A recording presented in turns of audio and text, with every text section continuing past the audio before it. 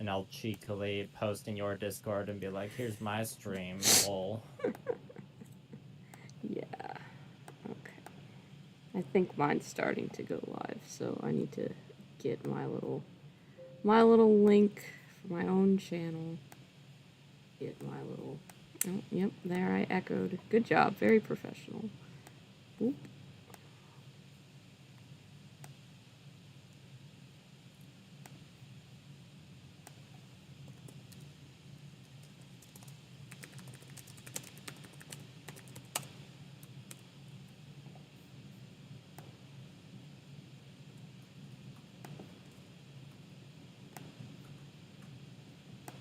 Cool. I have shared that around, so hopefully a couple people will jump in. It looks like I'm live now, so that's good.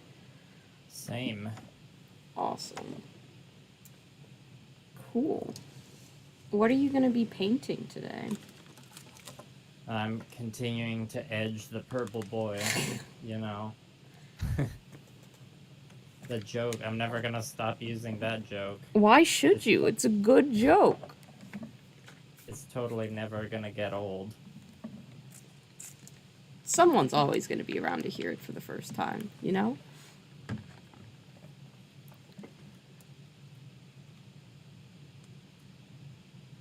I'm just typing, gonna talk about anime with my friend Fiverr while I edge. Oh dear.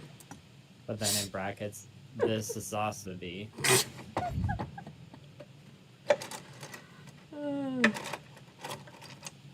Oh, I have a person. Hello, Michael. Hi, He Michael. says never. I don't know what he's saying never in response to, or he's just saying that in response to the joke getting old. Thank you, Michael. Yeah, no, I honestly, I think it's a pretty good one, so I don't think you have to worry too much about that getting old. People are gonna find that funny. It's gonna get a consistent chuckle.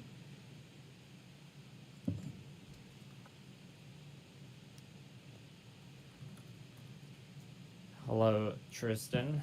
Thanks for coming. I'm just, you know, spamming the stream link around a bit and then we'll get started and do the proper introductions. Hi, Josh. Welcome to the stream. Let us know if there's any audio issues, and I can hear Fiverr, so I'm assuming all of you can too. I am also going to ask for you guys to let me know if you can't hear Liam. I can hear you loud and clear, but hopefully everybody else can as well.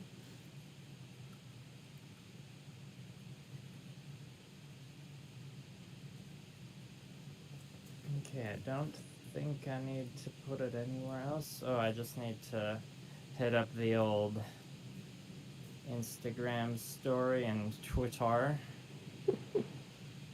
Right, because you go on Twitter. You brave the untamed realms of Twitter. Yeah, every once in a while there's some good content on Twitter.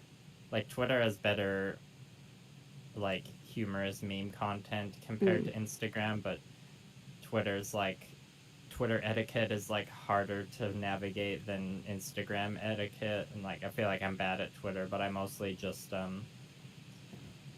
like, the same stuff I post on Instagram, and my YouTube community gets posted to Twitter, so That's it's fair. like I don't have energy to like separately curate the content for all three platforms, you know what I mean? Yeah, it can be a lot. It can be a lot.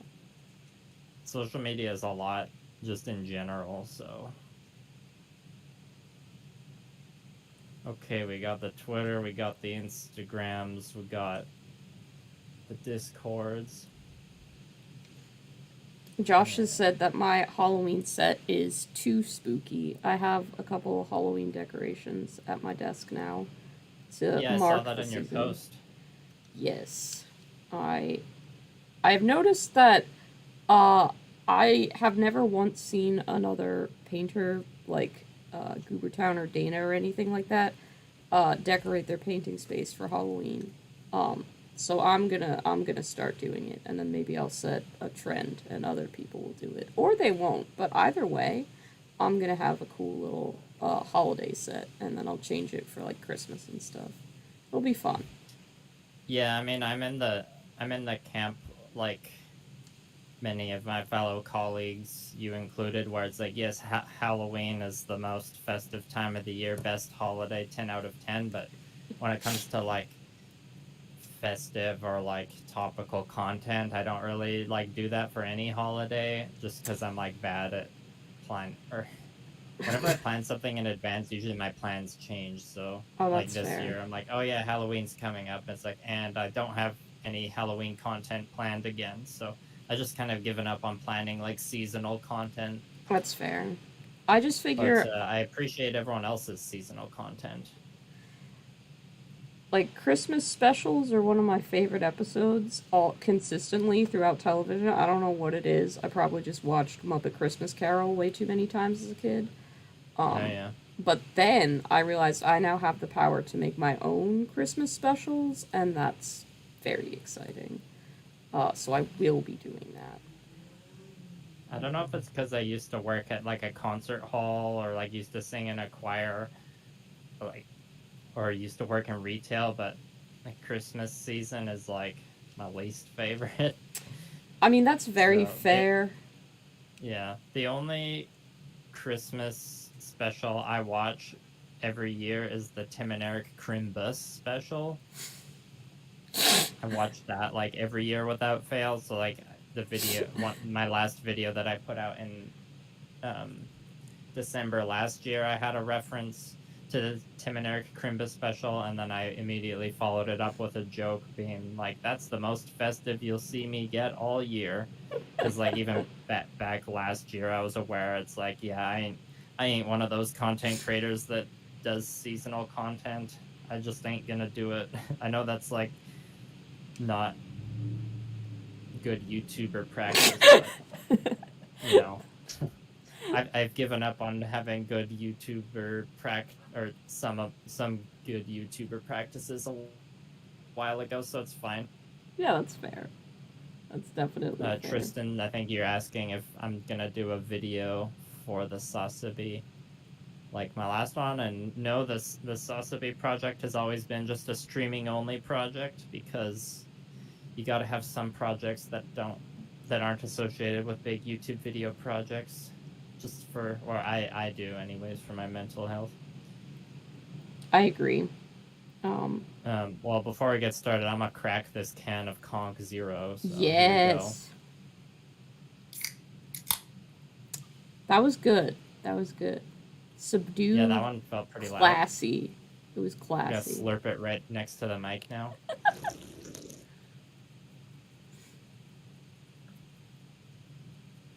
Beautiful. All right. And what are you working on tonight, Fiverr? So usually I would be working on painting my Tau, but I was like, Tau aren't very spooky. So my stream project for this Halloween season is going to be painting a bunch of miniatures from the Bloodborne board game. Um, Oh, that's pretty spooky. yeah, Bloodborne is my favorite video game, hands down. I I adore hear it. it's a good one. I, it's very good. And when I heard that they were making a board game, I was devastated because it was on Kickstarter, and I found out I like got into miniature painting too late Hmm. to know about it. But then my local game store was like, we have two of the Kickstarter special editions with everything in, like that we ordered for the Nice. store. So I spent like $400 on all of the Bloodborne miniatures and the expansions and shit. No intention of ever playing this game, if I'm honest with you. I just wanted it for the miniatures. I Uh, understand. they then sat around and didn't get painted, so I have a few of them that I've painted, but by and large, out of 199 minis, I painted like 16, and I'm hoping to increase that number by the end of the month. Damn, 199. That's a lot for a board game. Well, I guess it depends on the board game, but are a lot of those like easy to paint, like zombies, or Some of them are like villagers, but there's a lot of just like weird Soulsborne kind of things. yeah, Basically, it's every enemy from the game has a model, including all of the bosses. So there's quite there's quite a decent variety, but then you'll get like, you know, 6 of the same sculpt, and it's just like evil werewolf man or guy with a big lantern, and you have to paint a couple of them. So um there's going to be a lot more gray that I'm used to working with. A lot of Hmm. these are more subdued paint jobs. Yeah, I've watched one of my friends play Bloodborne. There, it was definitely a pretty like gray palette. Um, Tristan was actually he was asking if I was gonna do another mini-sized Gundam and paint it like a Pop-Tart. Good question. That the Gundam artifact I just painted was the only one of those I have, so I don't like currently have any plans. Yeah, someone asked in a comment about whether I would do another Gundam artifact, and I think I said to them, I'm like, it would be fun, but I have too many work in progress projects right now. Mm. But I mean, if I ever end up getting another Gundam artifact, part of me would heavily consider just making another Pop Tart one, so then I can just like have a series of Pop Tart Gundams because there's a lot of different flavors of Pop Tarts. There are. I think that would be really fun. I was inspired to paint a Pop Tart Gundam after seeing you paint one, but I still have to finish my Gundam that I was like, I'm only going to work on this when I stream with you, but now I'm working on Bloodborne miniatures, so I might just not do that and paint it up because it's sitting Well, there. speaking of your Bloodborne miniatures, someone in my chat, Preston Gondolf, says Gunpla painting and talking Bloodborne. So many of my favorite things in one stream. So, Nice. also, hello, Cyber Scorpio and the Mohi Bean. This is the real grade Sasabi to answer your question. Uh, Josh in my chat has said to tell you to make a brown sugar Pop Tart Gundam. I don't think I've had that. It's funny that I did the Pop Tart Gundam because I like haven't had that many Pop Tarts in my life. Like Oh. most of the Pop Tarts I've had have been as an adult Mm. because my parents, when I was a kid, they're like, "Nah, bro, that's too much sugar." I mean, they're not wrong. Yeah, I mean, like in hindsight, yeah, good call on their part. But I had a couple of years ago, me and Blue Parappa, we had acquired a box of Oreo Pop Tarts, but they're actually like kind of bad Mm-hmm. somehow. Yeah, no, they're terrible. As a person who Okay, so you've had those. has eaten a lot of Pop Tarts, yeah, the Oreo one's terrible. Oh, Bo Paints Minis says, "Amen. Brown sugar is where it's at." Brown sugar is honestly a really solid flavor of Pop Tart, probably the one that I've eaten the most of, but is really boring to look at. So I don't know that that would make the Yeah, best Gundam because it's like, here, paint beige. Uh, there's some beige Gundams that are cool, but yeah, definitely my palette leans more away from beige. And Tristan Fiver's working on the Bloodborne board game. No Gundam tonight, but they do yeah. have a Gushin that's a work in progress. I do. He's staring at me, and I mean, I figure I should probably finish him before I buy an Ava, and I want an Evangelion so bad now. Oh my god. I have. Yeah, I figured we'd talk about Evangelion at some point. Yes. I just want to talk to people about it. Like, it's really annoying. When I was watching it, I was like, man, I'm trying to have other conversations, but the only conversation I want to have is just asking all of these questions. Like, hey, do you want to talk about what the fuck angels are in this show that I haven't finished watching yet? And everybody's like, we literally can't tell you, it will spoil the show. And I'm like, I understand that. However, I need to talk to someone about this. It was agonizing. There's good memes about Ramiel being best girl in Evangelion. That's the Ramiel tends to be a lot of people's favorite angel. The that's the the one that's just cube. like the giant D8. Yeah. Not the cube, but like, you know, cube adjacent. I think I have a meme saved somewhere of like Ramiel but with like a schoolgirl uniform on. Just a D8 where wearing a dress. Yep. That's great. Oh. Oh, Bo Paints Mini says, no, do the strawberry Pop-Tart and then use forbidden sprinkles as the greebling. Yeah, that'd be Yeah. cool.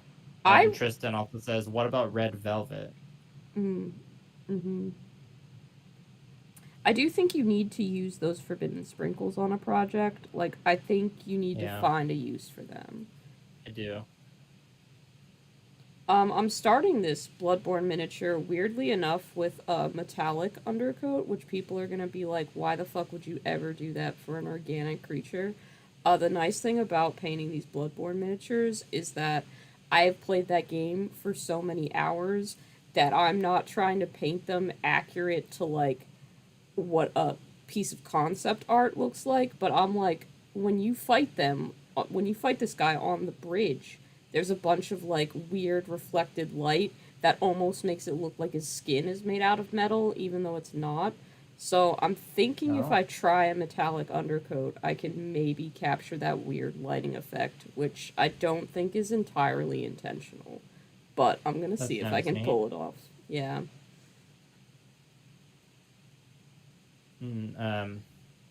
Cyber Scorpio says, simply strawberry isn't too bad. Oh, Mohibean, if you can, yeah, we encourage opening both streams and then you just mute the audio of one of them and you still get the proper experience. Yeah. And Because Tristan was asking what we think about the kits from the Witch from Mercury, or the mobile suits from it. I think they're pretty cool. I'm gonna you get the purple one. Yeah, you showed me that last time, and I did like the chunky one. Yeah, Um, everyone was like, the big chunky purple one. yep, that was the best one. Our taste is predictable that way. um, Is it chunky? I have some other people in my chat. Hello to Goober and Rothian and Persephone. I hope you're all having a nice night. I am talking with Millennial Model Mayhem today, so I may not respond to everything you say in chat, but I will read it and appreciate it, even if I don't respond directly. Yeah, I guess we should do our introductions or something. We just Oh got right shit, into yeah, it. we did. You want to You go want to go first? first? No, I said you No. go first. Okay, I'll go first. Also, hello, Nathaniel. Congrats on the Lego set. Tristan, I can't remember the name of the purple one, but it's got like the fancy feather plume on its head. Yes, hello, people in Fiverr's stream, and I guess my stream. I'm Liam, aka Millennial Model Mayhem. Do paint and models for display and tabletop games on my channel, and I just put out a video where I painted a Pop-Tart inspired Gundam artifact model, and I reached out to Fiverr for consultation because they're good at painting things that are themed after unhealthy snacks. And we've also just been doing the occasional guest stream this year. And yeah, I think that pretty much covers it. Cool. So yeah, my name is Fiverr, and I have a channel called Sugar Candy Miniatures, which pretty much explains itself. I usually paint miniatures to look like they're made out of candy. Today I'm not doing that. I'm just painting a guy from Bloodborne, but usually it's like, oh, I'll paint this Warhammer miniature, but make it look like it's made out of ice cream or cookies or something like that. And I've done a lot of streaming recently, which I enjoy. And Liam's been really cool and been like, "Hey, let's do co-streams," and they're always tons of fun. And yes, I did consult on Liam's latest video about a Pop Tart Gundam by being like, "Yes, Wildberry Pop Tart seems like a good idea. Go for it." It feels all official using the word consultation, you know? It does. I feel like I should be sending you a bill for my time, but that's pretty ridiculous when all I did was be like, yeah, Wildberry Pop Tarts are rad. Yeah, it's like by the time I approached you, I was like, I already kind of had this thing is that how I came up with a Pop-Tart idea originally was that I was going through my supply of bases, and I didn't really have a circle one that was the appropriate size. Like, all the circle ones I had were either too big or too small for the footprint of the Gundam artifact, but then I had found the like rectangle one that it like balanced pretty well on. And then I'd already like told you, I think by that point, that I wanted to do something food themed with it. Yeah, you had said that. Um, which is cool. I'm glad that other people are doing food themed painting. I really want to see more of it, frankly. I'm very excited. Like when Dana Howe did a McDonald's themed squig for our clown collaboration, Oh it yeah. was one of the best things that had ever happened to me in my entire life. I was gonna say, I think out of like those pictures you sent me to include in my video, I think my favorite out of them was the zombie from the fast food frights. Yeah, that team's turning out really good. I just need to actually get around to finishing them because I realized that painting burgers on the shoulder pads of individual Blood Bowl players does in fact take a lot of fucking time. Uh which is not efficient when you have to paint like 16 or so of them for a team. Tristan said, there is a banana pie flavor, pot trat. And then G Star the First says, what's a pot rat? I think at one Also, point they had Pokemon themed Pop Tarts as like a limited edition thing. I don't know hmm. if that's just something I like dimly recall from childhood, but they might be an interesting, weird color scheme to pull from. I mean, I hate banana flavors, so the banana pie Pop Tart sounds disgusting. That's too bad. Big Appa in my chat asks if me and you can do a cryptid themed painting set. I'm not quite sure what you would mean by like a painting set, but I would definitely do a cryptid themed paint job at some point in the future. That would be fun. Cryptid? Yeah, Oh, okay. like Bigfoot or the Mothman or the Loch Ness Monster or the Mothman or the Chupacabra or the Mothman. Yeah, I was about to make a joke like, well, you're obviously gonna do Mothman, right? There's literally no other choice for me. I went to the Mothman festival. Like, I'm not gonna pick a different cryptid. Yeah, that was one topic I wanted to bring up for the stream tonight. Maybe we can do that now. That's one. Burp one. Yeah. Burp one. Can you regale us about the Mothman festival? Sure. So I went to the Mothman festival because I just think the Mothman is neat. Like, I know there are some monster fuckers out there in the world who are like into the Mothman, and there are some people out there who like believe that the Mothman is real. I'm not either of those. I just think that the Mothman is cool. So when I found out that like there's a Mothman festival, I mentioned it offhand to one of my friends that I wanted to go someday, and she was like, "No, we absolutely have to go, and we're gonna take you." And I was like, "LOL, okay, that's awesome, but you're not actually gonna do it." And then we actually did it, so I was really psyched.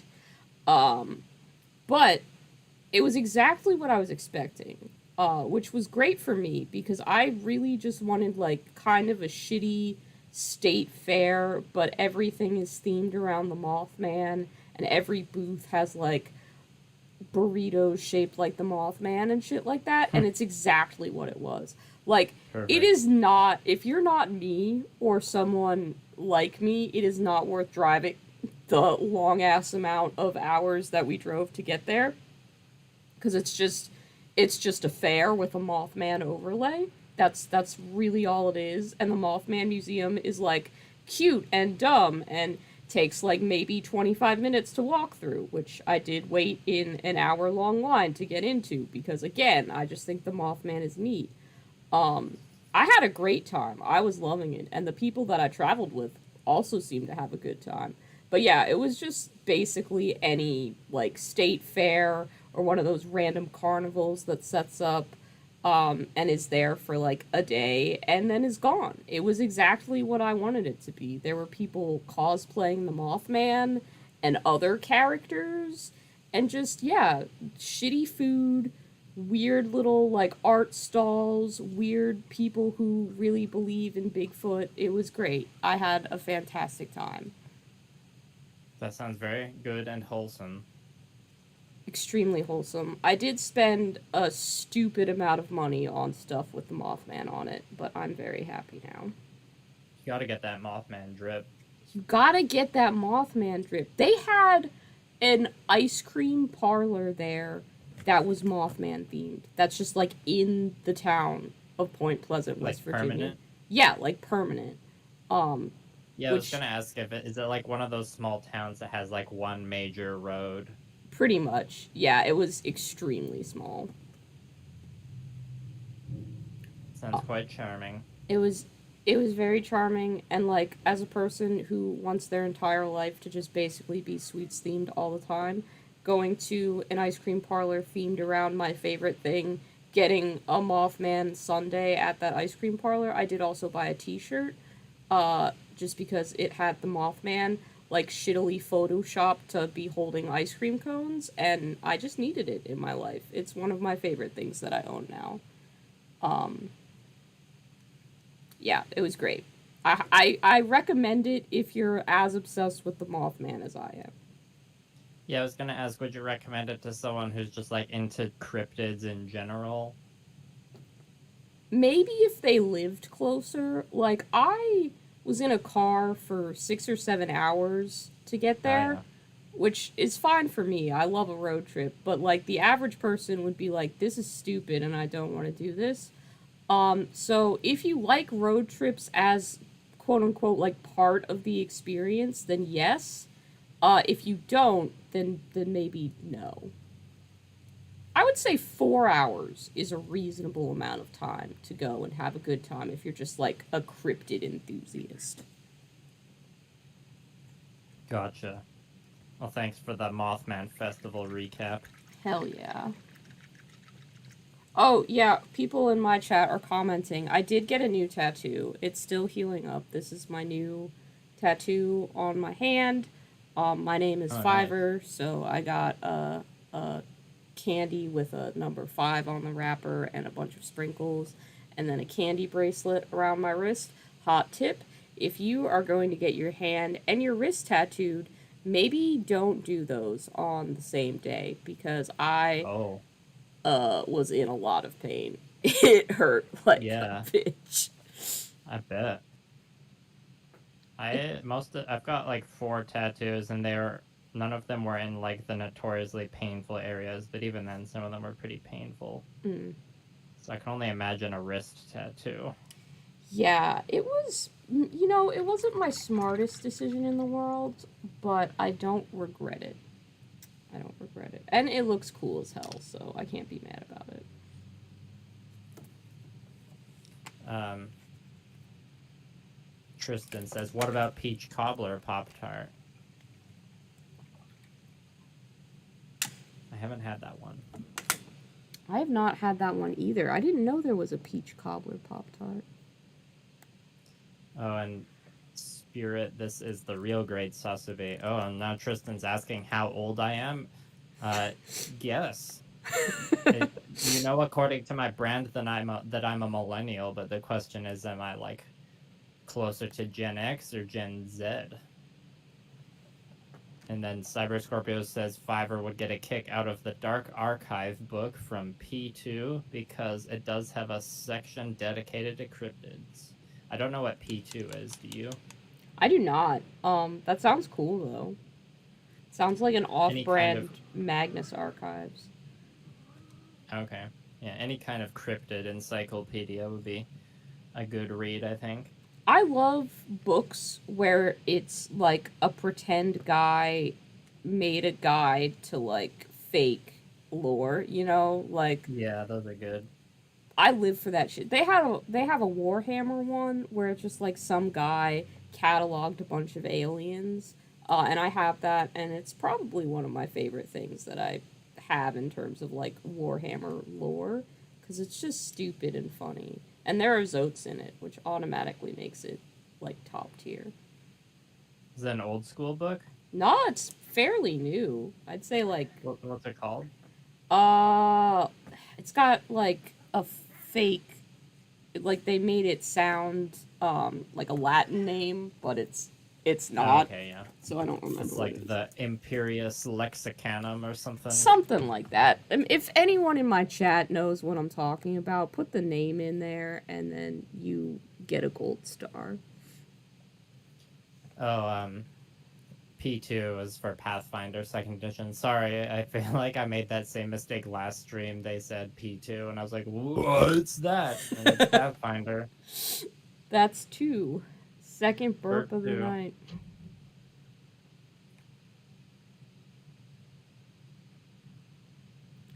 Atomic Topher has said xenology. That sounds close. That sounds like what it was. Maybe that's what it's called. And then Persephone went Zote, Zote, Zote, Zote, Zote, and all of the Zotes are spelled differently, and I just appreciate that. Sorry, I got distracted. There's a... Sometimes in my room I have a problem with ants that like crawl out of a hole in the wall, and the ants just decided to show up again. I thought I had escaped the whole summer without the ants, but one was just like crawling across the base of the model I'm painting. I just had to like stand up and go look at the hole in the wall. I'm like, oh, the ants are back. That's unfortunate, but it is also funny. Yeah, and the hole around the wall is like surrounded by those like little puck like ant trap things. Yeah, I know what you're talking about. I can't have those kind of ant traps because my cats will decide to eat them. Yeah. Fortunately, my cats also hunt any bug that gets into this house, so I'd say it works out. You know? Yeah. Yeah, usually like it's mostly a problem during the summer, and like I've gone through the whole summer with no ants this year. But I guess that they're making their last matinee appearance here in the fall season, so that's cool. G Star the First has switched over to let me know that they switched over to my stream and is telling me to read Bigfoot Bill 1 and 2 because they look really good. I've never heard of that book series before. I'll give it a Google and see if it sounds like something that I would enjoy.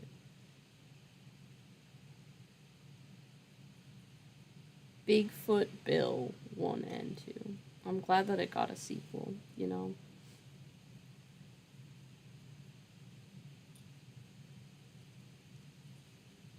Well, is it time for us to open the Pandora's box of Evangelion and start talking about that? I think it is. Like I just want to talk. I've been basically since I started watching this, I was waiting for you to be like, "Yes, I have time to do another co-stream," because I just want to talk about Evangelion so much. And I'm glad that I'm painting Bloodborne miniatures because I feel like there's a lot of crossover between those two franchises that I wasn't Yeah, they have expecting. similar energy. They really do. Like, it's a lot of humans overreaching into the territory of gods as, like, a theme. And it's one of the themes that I love. And I really wasn't expecting a Gundam anime to have that as, like, one of its core themes. But I'm glad that it did. It definitely set it apart from, like, Iron-Blooded Orphans, where it's more... We are child soldiers for the very obvious war going on. Yeah, Evangelion really changed the game for mecha anime when it came out, that's for sure. They don't even, like, in the grand scheme of things, they're not even in the mech suits for the majority of it. Like, it is the first couple of episodes are pretty like Ava fight heavy, but towards the end they're just like, ah yes, the Avas also exist, but all three of the ones that we have are busted in various ways, which was interesting. Yeah, let's before we get any further, let's do our best to keep it spoiler free. Right, yeah. Nathaniel has told me he hasn't finished it yet. It's cool. not. It's like I know what JoJo spoilers like pretty much don't matter at all. It's like Evangelion spoilers matter a little bit, but it's not like it's not one of those shows that's ruined with spoils, in my opinion. To be fair, I didn't want anyone to tell me a goddamn thing when I was watching it. I was like, everybody shut up. Any detail could be a spoiler. So I'll try to keep that in mind. Yeah, let's do our best. For sure. Oh, Nathaniel's just like, just kidding, finished a long time ago. We just got epically trolled. But I think we should still keep it spoiler light anyways. Got him. Got Got him. him. Nathaniel, how dare you?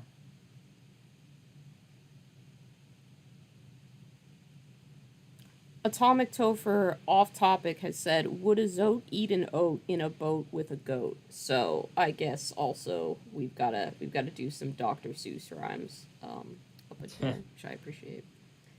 Um, I think I was reading, like, I know you told me not to go on any Wikipedia deep dives. I don't think I told you not to. I think I was just like warning you that you'll fall into a Wikipedia hole, because I've fallen into so many Wikipedia holes because of Ava. Yeah, I can see myself being there for quite some time. And I just wanted to figure out, like, what more of, like, what the definitive canon was in terms of Rey as a character. And Wikipedia was happy to tell me that, like, she had won a lot of popularity contests and that the creator wasn't, like, impressed with the way that she turned out as a character. And I'm like, neither of these are the things that I came here for information wise. Which was frustrating. But, like, I was reading one thing, and the creator of the show, whose name I don't know, but I'm sure somebody does. Hideaki Anno. Thank you. He had said he was asked once at a panel, what does Rei Ayanami like? And he couldn't find a way to answer that. And I'm like, bro. 3. 3. Sorry to interrupt. No, you're fine. I was like, bro, you answer that question in the canon of the show, theoretically. Because one of the few times you ever see Rey get excited is when they go out for ramen in that one episode, which is like one of my favorite episodes. And yeah, in that she gets excited to have garlic ramen, and I'm like, there's your answer right there. Rei Ayanami likes garlic ramen. It's there. You have an answer, sir. You didn't remember a trait about your own character, which, I mean, fair. You've written an entire series, so, like, whatever. You have a billion characters to juggle. But I was like, you can't do my girl wrong like that. Like, she does have interests and a personality and stuff like that.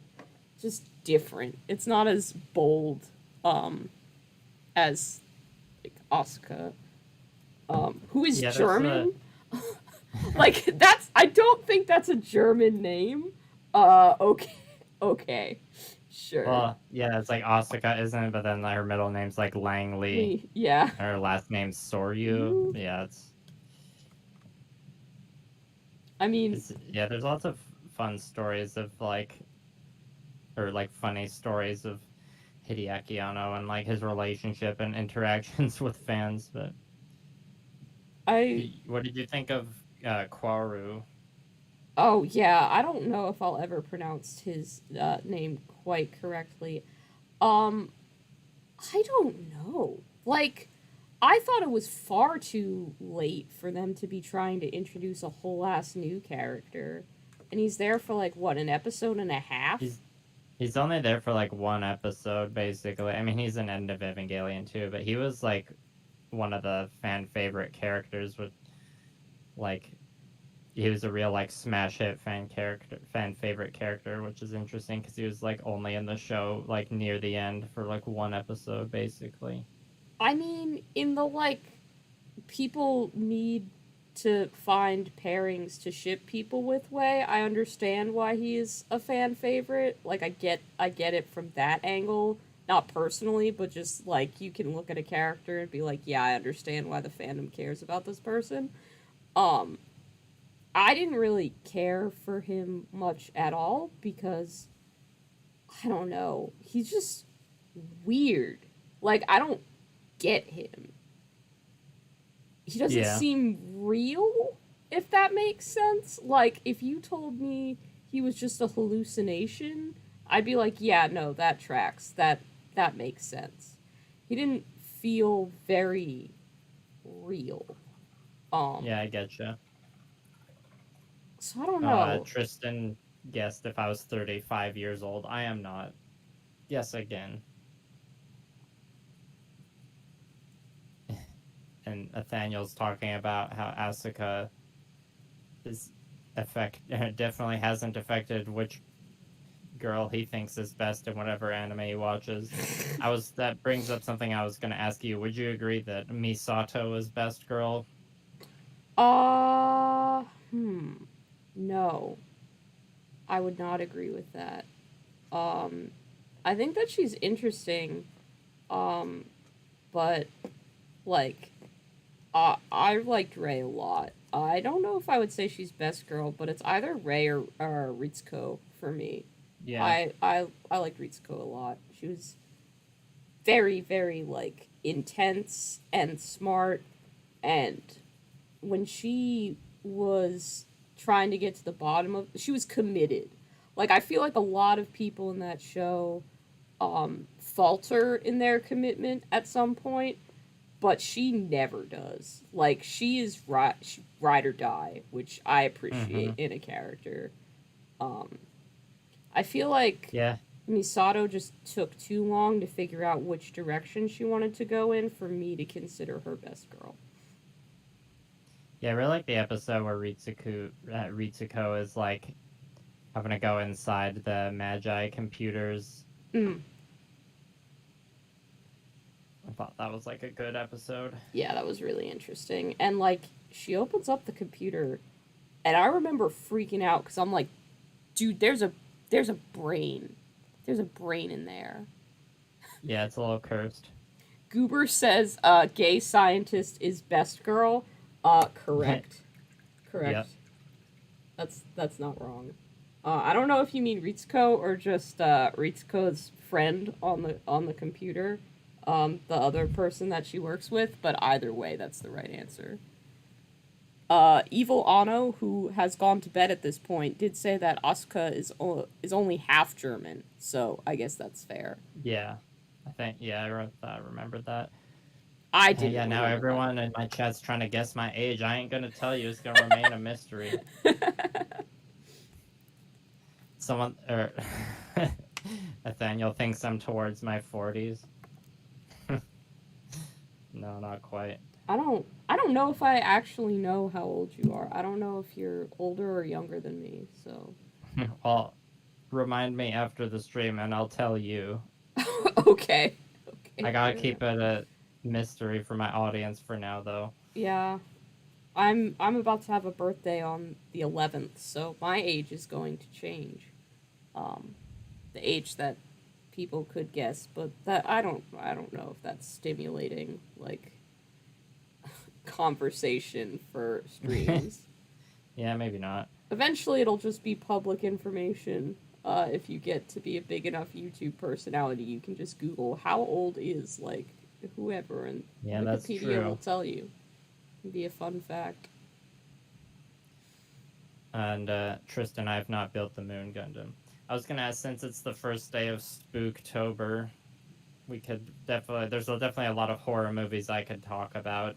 Are For you a sure. horror movie fan? I am a horror movie fan, and like that's another thing that I liked about Evangelion. I was like, the Gundams bleed. They are bleeding. They are organic. What is going on? Like, I love that. I want more. I know I probably won't get it because any other mech anime is gonna be like, you made your mechs bleed. You copied Evangelion. Like what? But I would I like mean, more bleeding mecha anime. If you have any of those, I will watch them. there's definitely lots of memes out there about like, oh, is that an Evangelion reference? Guy sitting on a chair. Character being depressed. Is that an Evangelion reference? I did feel like, and that's something I want to say, because a lot of people talk about like various shows having accurate portrayals of mental illness and stuff like that. Mm-hmm. Honestly, Evangelion got it right, in my opinion, because it's Oh yeah. very like disjointed. Um, I feel like a lot of it can feel like if I had watched that when I was like 10, which I shouldn't be because no one should be. That's probably too mature for a 10-year-old. Given some of what happens, but people watch stuff too young. It happens.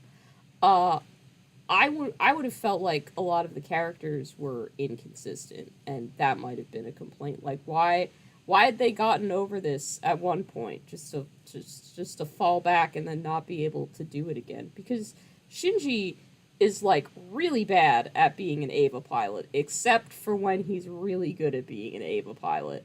And I've never seen in media someone experience such like a range of good and bad mental health days so consistently. And I'm like, no, yeah, that feels right. That Yeah. feels correctly inconsistent. Yeah, that's a good way to look at it. I was very, very impressed by that, even down to like Asuka, because they could have just made her. And I even remember being like, yeah, she's not really my favorite character, but like, she's just dealing with her own problems in the complete opposite way from Shinji, which Yeah. is what happens in the real world. And I was like, oh, that's really interesting. Um, the guy who created this had to have gone through some shit. I feel bad for him. Yeah, he was yeah.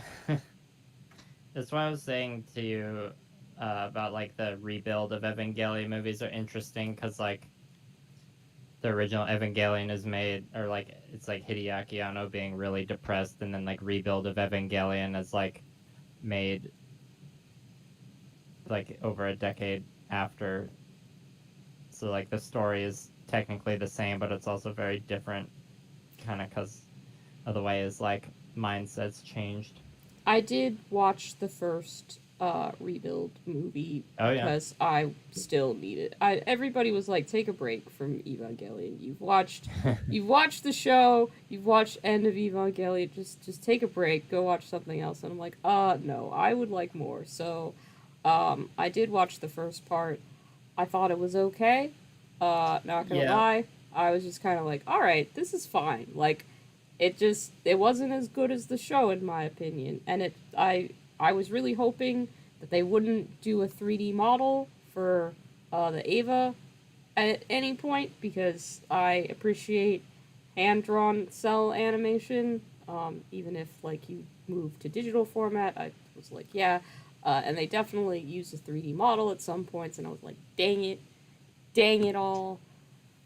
Yeah, I feel you there. The I mean, I thing, yeah, I mean, understand it, but especially with something that is organic in a way, like an Ava turns out to be, I was hoping that wouldn't have happened.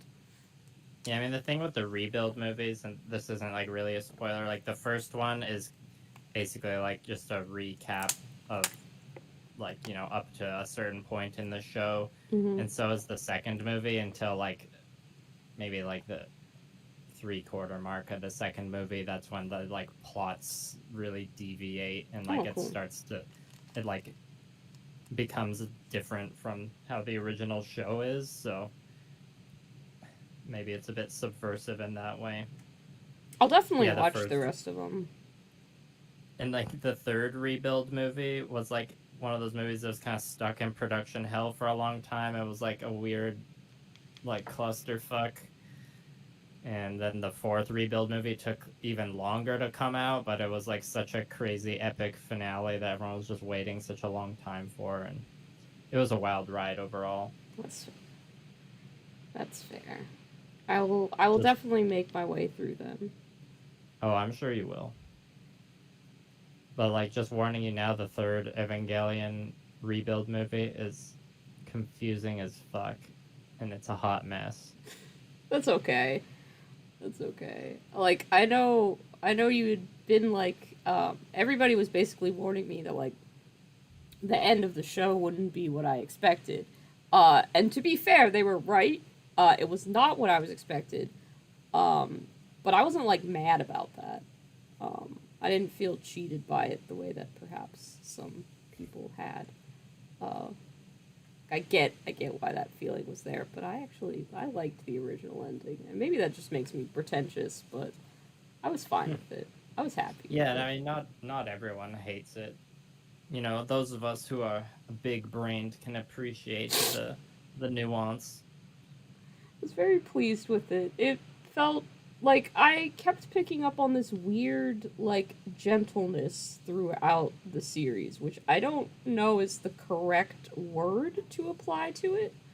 But there's definitely something about the show that doesn't like it could very easily just be entirely depressing all of the time, which I feel like a lot of stuff is nowadays, which is why I keep falling off shows. Like even the Edge Runner series that Netflix just did, the Yeah. cyberpunk thing, like it's just super depressing for the first 3 episodes. There's nothing really for me to be like, ah, there's a reason for me to get through to the interesting parts. It just keeps getting worse and worse and worse, which I understand you have to set something up.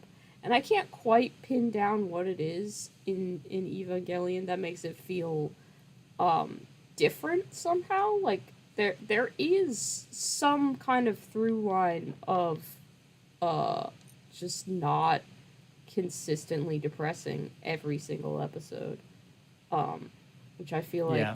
is not the case with a lot of other, like, more mature cartoons and stuff nowadays. Yeah, I watched an episode of Edge Runners for, while eating dinner tonight. I think it was episode 6. So I think I have like 3 or 4 episodes left. So we'll have to touch base on that later after I'm finished. I'll let you know if it just remains depressing throughout there. But episode 5, I think, or episode 4 or 5, I remember being not. It wasn't like bleak and masochistic the entire time. Okay. I didn't make it that far. I was kind of like, you know what? I got other shit that I could be watching. I've definitely lost my patience to, like, tolerate um, I don't want to call them boring because that's the wrong word, but more just like grueling arcs of stuff to get through. I'm just like, yeah, I'm not going to do this. JoJo Part 3 broke you. Oh my god. JoJo Part 3 was tough. It was tough. Was it worth it for like the Dio content at the end? No, I'm so sorry. It wasn't. Cuz like No, I I'm sorry. I wanted it to be, right? Cuz I love Dio. He's great. He's actually terrible, but I don't know. He amuses me to no end. Um But like I knew the same thing was gonna happen. They're gonna build him up to be like super tough and badass, and then like in 3 episodes, because that's what we have left, he's gonna get defeated by some dumb bullshit because they're not gonna let their main character like lose. Which is exactly what happens. You're Like, describing every single fight in yeah, JoJo's Bizarre Adventure.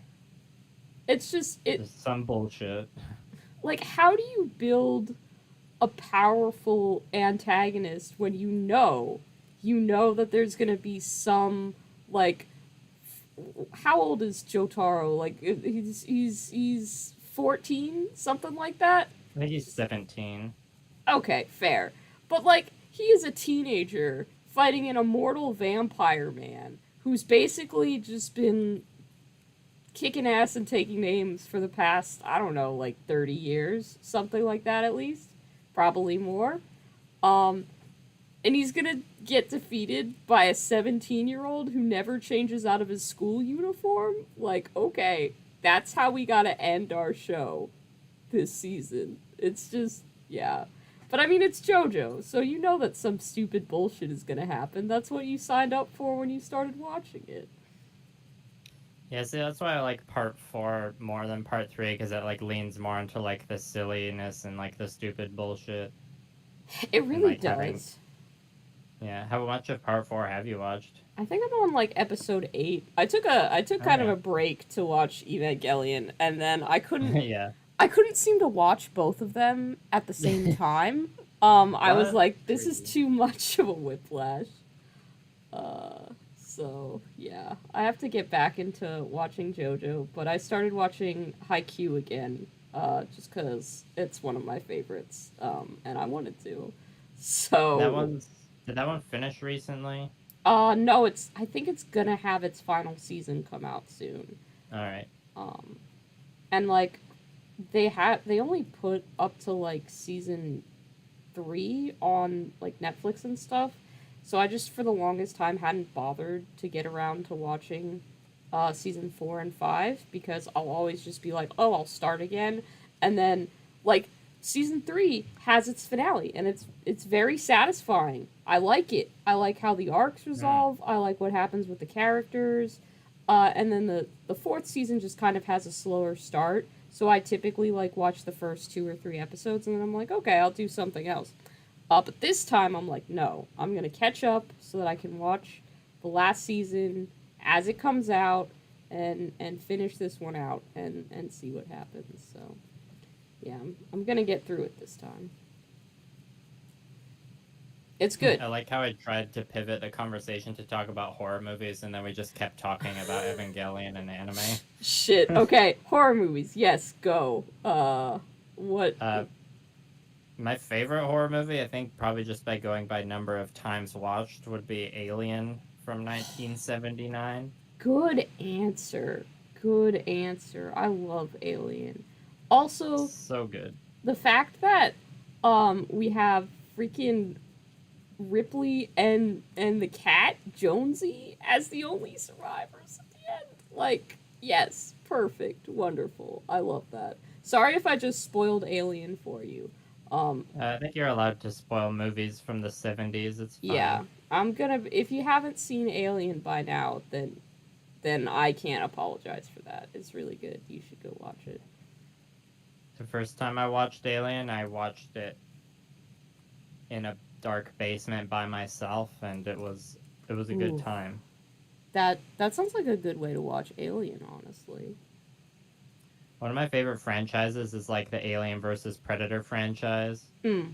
Like, I don't, I haven't read a lot of superhero comics and stuff, but like I've read all the Alien versus Predator comics and like played a decent amount of the video games and stuff. So I'm always torn as to like whether my favorite movie or like favorite live action movie would be Alien or Predator. Oh, I messed that one up, dang it. We'll still count it as 4. We'll still count it Yeah. as 4. Like, Oh, I think, yeah, I don't know. I don't even know which one I've seen more times. Like, I've seen both Alien and Predator like more than 5 times each.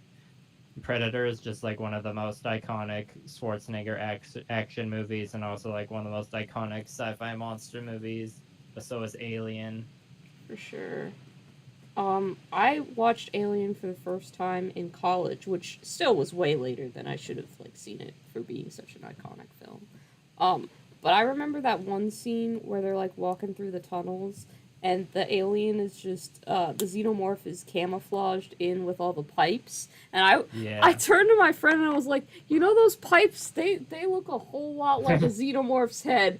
And he was biting his lip to keep from laughing about that because 5 seconds later, it bursts out and is it's gonna get him. So yeah, that was Yeah. funny. That's a That's good probably the memory. best. That might be like the best jump scare moment in the movie. It's a good. I remember like literally jumping and like getting spooked watching that part. It's definitely a good one. I'll have to rewatch it because I mean you said 5 times like that was a lot. I've watched movies I don't even like 5 times. Like I just watch movies constantly. Um, I mean, with Alien and Predator, it's probably closer to like 10 times at this point. that's fair. That's fair. I trying to think of what other horror. Oh, I mean, I also really love The Thing, like John Carpenter's The Thing. It's Oh hard to go yeah, wrong with that one. that's a Oh, the one that's a close tie for like favorite horror movie is The Fly, the David Cronenberg directed one from 1986 with Jeff Goldblum. I haven't seen that one because I just don't really enjoy Jeff Goldblum's voice. I know that's like a Oh, weird really? take. Yeah. I don't like That's it. very So, contrary. yeah, a lot of people are really into Jeff Goldblum as an Yeah. actor and I just it's not for me. I don't know what it is. So yeah, I never got round to that one. But I hear it's And I'm good. like, go ahead. No, I just meant I hear the fly's a pretty interesting. It's a fun time from what I've been able to Yeah, understand. I like, as much as I love me some Jeff Goldblum, I'm more a fan of The Fly because I'm a big fan of David Cronenberg Mm. and like good practical creature effects, which there are a lot of in like just 80s movies like Alien and The Fly, but The Fly just has such, it's just like if you like gross out gore and like fucked up shit, highly recommend The Fly. Well, there was a lot of good practical effects back then because that was the option. Like that was it. Yeah. You did it practical or you didn't. There weren't no computers. I didn't have computers back then. I mean, they did, but they were just crappy. Yeah. Oh man, those are good. I think Killer Clowns from Outer Space is one that I watch just about every year because it's Oh, dumb and damn. stupid. I love it. I haven't Um, seen that one. it's not good. Like it is not scary and it is not well like written or anything like that. Uh, it is funny as hell though, and sometimes you just need like a good stupid little B movie, and it's perfect for that. They had a budget Yeah. of $2 million, which is apparently not a lot of money to make a film with. I don't understand how money in the film industry works. Um, but yeah, Yeah, I feel like that's low. it's very low budget, but like all they make a bunch of clown suits for these guys, like they have creepy makeup and stuff. But the clowns are like shooting bazooka guns that shoot popcorn and they turn their victims into like these cocoons of cotton candy and like drink their blood Oh, and nice. stuff. It's great. It's stupid as fuck, but it's wonderful. I'm very excited to watch that Mhm. again. Silas is saying it'd be cool to have old monster makeup and effects stuff on, and also that Evil Dead was fun. Yeah, Evil Dead's a good one. Evil Oh, Dead and is good. Tristan, the small Gundam was donated to me, so I think the person who donated it to me got it from Mecha Warehouse. If I had to take a guess, but I can't actually tell you. I was 5. That was the magic number there. I think last stream I might have gotten like 5.5 or 6 burps, but can's almost done. So Cool. one movie I was thinking about today when I came up with the question of like, oh yeah, I should ask Fiverr about their favorite horror movies because it's I Spooky saw your time. like Halloween decorations Yeah. on Instagram. And I was like, I don't know if it counts as a horror, or I guess it'd be like psychological horror, but I really like The Machinist with Christian Bale. Oh, I've never seen that one. Is that one that is like it's mostly known as like being the movie he did where he like starved himself for the role? Yeah, okay. I've definitely heard about him doing that. I didn't know that it was connected to that film. Yeah, and then like the movie he did afterwards was Batman Begins, where he like bulked up a lot, Mm-hmm. and everyone was like, "Bro, this really unhealthy." Because he went when he was filming The Machinist, his diet was like, "I'm gonna have a bottle of water, coffee, and an apple a day, so I can look like a skeleton." And then you watch it, and you're like, "Damn, dude, you're a skeleton."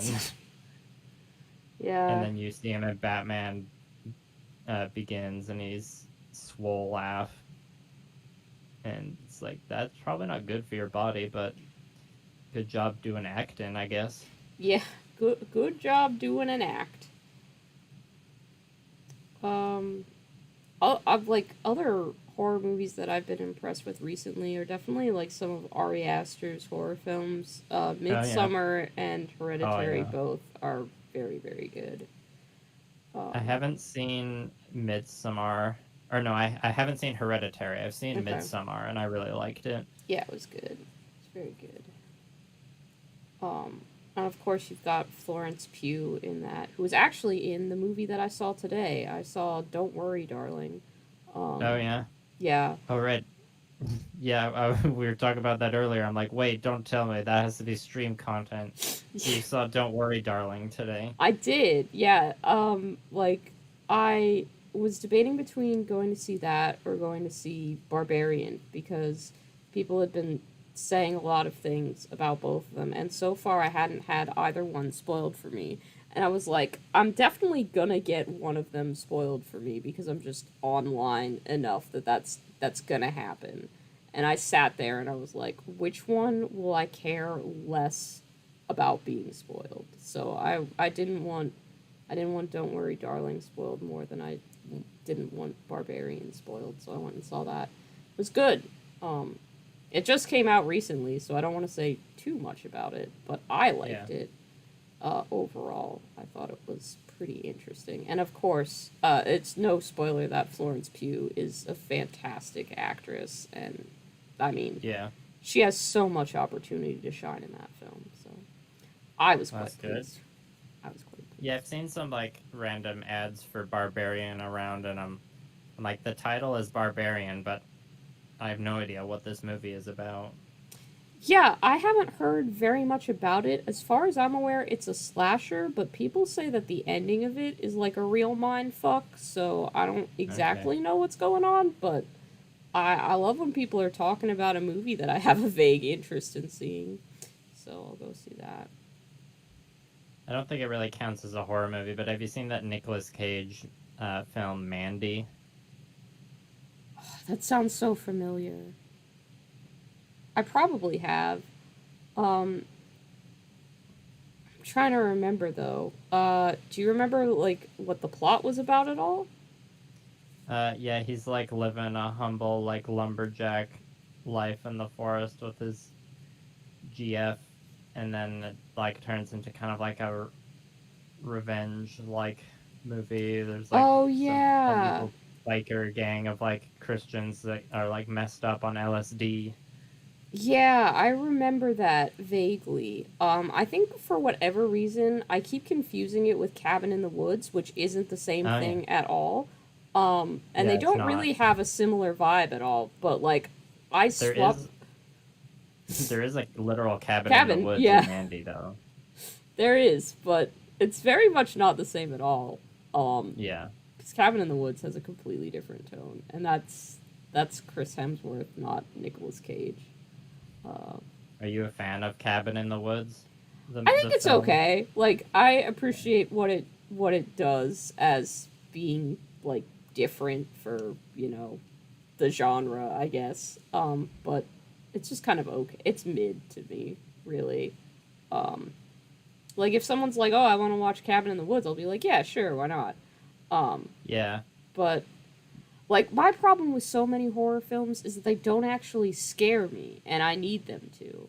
Um, Mm-hmm. I need some good tension building in my horror films. I need something that I don't see coming. Because that's scary to me. When I can't figure out what's going on, that's terrifying. That I enjoy. When it's just like, oh, one of us is the killer, I'm like, okay, one of you is the killer. Like, that's not. It's sure, whatever. That's okay. But I think that's why I'm drawn to weirder horror films. Like I like a lot of Jordan Peele's work. Oh Um yeah. like I found Us very very good. And I know people had mixed opinions on it, but I was like, yeah, I have Yeah, I no like idea those. what the fuck is going on, and that's very very exciting for me. Mm-hmm. Yeah, I haven't seen Nope yet. Still want to. Nope was good. I enjoyed it. I think of Jordan Peele's like three horror films, so you got Get Out, you got Us, and you got Nope. I think Nope's the weakest of the three, but it's by no means a bad film. It looks like a fun experience at the very least. Definitely, I would agree with that. Did you? Silas is bringing up something called the Magnus Archives. I feel like you've brought that up with me before. Yes, yes, I have. Yeah, they say the Magnus Archives has some interesting psychological personifications of It various does. fears. Silas, a man of taste, has entered the chat. Like, I love the Magnus Archives. It's a horror podcast. It's phenomenally well Okay, yeah. done. Um, it's so good. definitely has episodes that are super spooky, but has like an overarching narrative. Um, but it's like, you know, when you basically just want a TV show that feels like they had it planned out from season 1 all the way through to the end at season 5, and then they had the budget and the resources to actually fulfill that vision, but you get that so rarely. So rare. So rare. The Magnus Archives is the podcast equivalent of that. Like, you know that everything was intentional, but you figure that out like when you're supposed to. And a lot of their plot lines hit really good. So many of their episodes are just creepy and spooky, and I think about them all the time. It's very good. It's honestly one of, in my opinion, the best written pieces of horror media to ever exist. Um, Mm. and I've been listening to the Magnus Archive since like episode 30, so that's back in like 2016. I want to say that started coming out. So I'd been listening to that for years. Years. Yeah, Silas had a follow-up question of, what's your biggest fear? And then devil emoji, or like magenta devil emoji. Magenta. Translating emojis is hard. That's fair. I can picture the one that you're talking about. Silas, if you're asking me, like, in terms of Magnus Archive's established fears, it's definitely gonna be, the Spiral for me, because I fucking cannot stand Michael's voice. It is so creepy and freaks me the fuck out. I fucking hate it. I can't with that. But in terms of the real world things that I am actually afraid of, they're more like annoying highbrow stuff, like the concept of being completely forgotten by everybody who's ever met you freaks me out. Oh Um, god. that kind of shit gets to me. Um, but I would say like day-to-day fears, just being asked math problems that are really complicated and being expected to do them correctly. Math class was Yeah. terrible for me. I can't with math. I can't with numbers. It's terrible. So being expected to do math is a big fear of mine. When you said Spiral, I immediately thought of Uzumaki. Correct. Have you read that? You're right to do so because Junji Ito did serve as inspiration for that particular aspect of the Magnus Archives, as All the right. writer of it confirmed in an interview that he did. So the Magnus Archives, it's like a fictional podcast, or is Yeah, it like fictional. someone? Fictional. Okay. It's a narrative. It is. Yeah. It's basically like a Nice. radio play that you can tune into, and like they have Okay. different actors playing the characters and stuff like that. I pretty I'm much trying to only think. listen to podcasts where that is the case. I can't do just like, for the most part, like the odd Paint Bravely episode or something like that I can listen Mm. to. But if it's just two people sitting in a room talking about something, I'm like, this isn't a podcast. This is just two people sitting in a room talking about something. Where's the sound effects? Where's the overarching narrative? Where are the characters? Um, Yeah, I used to listen to a lot more podcasts before. 6. Oh, that was Burp 6. That was I think. 6. Yep, that's fair. I Are you used there, to. Fiverr? I am. Oh, I'm yeah, still there you here. are. Okay. I used to listen to podcasts when I was walking home from college, so that's where I got a lot of podcast time. Nowadays, I don't listen to them as much simply because I don't make the time for it. Yeah. You brought up Paint Bravely. That reminded me that, like, I don't listen to Paint Bravely now, but I did when they first started. And then it Mm. was because of Paint Bravely, or there's one episode of Paint Bravely where they mentioned Hobby Time in the Murder Basement, and that was a podcast I watched a decent amount of around the same time. Fair. Yeah. I've been trying to like find some like new ones to get into recently because I feel like I've been watching too much YouTube as like background stuff, but I Mm. haven't quite found one that works yet. It's more my YouTube content is more just pivoted to be like just history YouTube channels. I'm just Fair. like turning into a boomer, and I just want to learn about like ancient history, That's fair. That's got its but own not appeal. not to the point where I will like play historical war games. Because when it comes to painting miniatures, it's like I don't want to paint a miniature of a thing that existed in real life. I want to paint a miniature of a thing that literally could never exist in real life. I feel the same way. Except I also don't want to learn about history. I just don't have an interest in like battles that happened in the past. I just don't care. Uh, But what about Alexander the Great? But like what about okay, the Byzantine Empire? like sure, a bunch of dead people did a bunch of stuff. Okay. Like sometimes it's interesting to learn about how different cultures lived. I'll admit that's interesting. Yeah. But like I don't want to know the various ways that people killed each other over the course of history. Like that is just depressing to me. I don't need to know that. Hmm. Yeah, I'm in it more for like just learning how, yeah, like how ancient or like old cultures and civilizations and countries were formed in the first place. Not, I don't like, I don't usually click on the, or I'll more often click on the videos. It's talking about an ancient empire rather than like a historical figure, but you know, some of them are neat. That's fair. That's fair.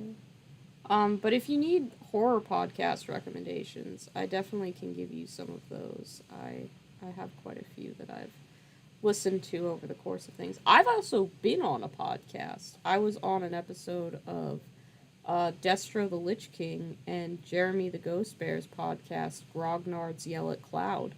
Um, Yeah, I actually have that episode saved on my Spotify. I just like my list of podcast episodes on Spotify keeps getting episodes added to it. I just haven't listened to any of them. I can recommend that podcast because I was there, so I should shill that one a little bit more, you know. I did, yeah. I mean, I didn't even know they had a podcast, and then I found out about it because you were on an episode. I'm like, well, I should check this out. But then I'm like, oh, there's also a new Rina Sawayama album. I guess I'll listen to that That's fair. because I don't know. I guess my brain has been more musically inclined than podcast inclined. I definitely listen to more music than I do podcasts, so I can't blame you there. Are you able to name like a single favorite band of yours, or is that too hard? Usually for me, it's like hard to nail down one band that's like my favorite. I like. Okay, so my favorite band of all time is this band called the Venetia Fair, who's no longer a band anymore. But they did like alt rock, like kind of Fall Out Boy Green Day sort of stuff, but Oh yeah. also mixed with circus music. And it was very chaotic and weird, um, and just a good time. So they're probably my favorite band. But when people just ask what I like to listen to, in general, I just say Hosier because that's something that other people have a frame of reference for and can be like, ah, yes, I have listened to this artist. Um, so lots Yeah, of would you? Hosier. Yeah, I would categorize Hosier under like the very broad label of like singer songwriter. Yeah, Be like, I like Hosier, and I like Florence and the Machine is good too. Those are like the answers that I give when people are like, "What do you want to add to this playlist?" Because you can't really explain. Oh, I've made a curated playlist of like Halloween songs from the 1940s that I'm gonna listen to all spooky month, and also sometimes the Bloodborne soundtrack is on that playlist. Like nice. that's not something that you can be like, oh man, hand me the aux cord and I'll bump this Cruel Angel's Thesis and like that one Oh, really good opening song from JoJo. there's a, I think yeah, maybe my second favorite JoJo OP is Crazy Funky Bizarre Town from Part 4. Yeah, it's good. I like it. It's a fun opening. It's a bop for sure. It is. Yeah, soundtrack music for like video game soundtrack music and I guess anime soundtrack music I find is pretty underrated for listening to. Yeah, um, anytime I like go see a film, I then often listen to the soundtrack of that film on the way home from the movie theater because I'm like, this is just thematically appropriate. Nice. Do you have a favorite movie soundtrack? Ooh, that's a good question. Mad Max Fury Road is my I favorite was gonna film, say. and I was also gonna say, is probably it my Mad Max? favorite soundtrack. If that's not cheating, I mean that every freaking song on that slaps pretty hard. So yeah, that's gonna be my answer.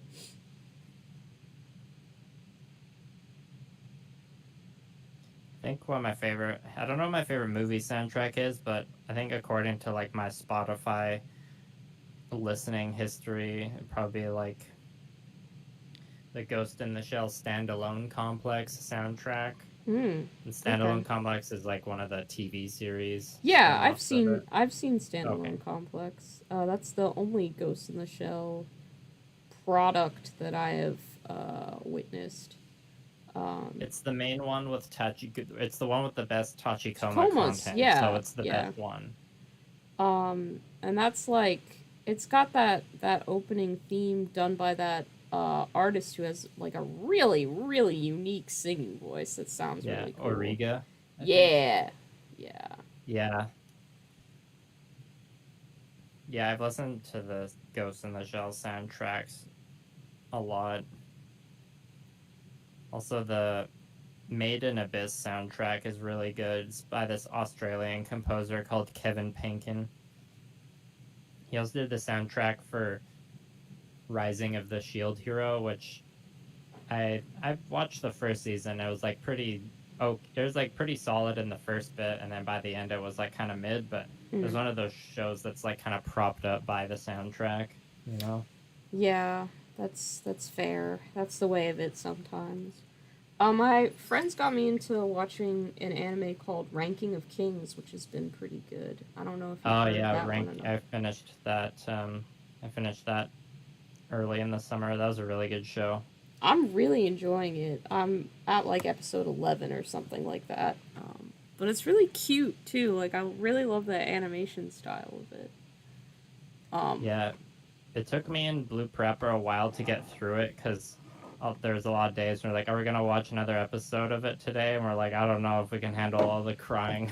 yeah, it's really freaking emotional. Like so much shit happens every episode and then it's just like, oh man, I have trauma from watching this show now.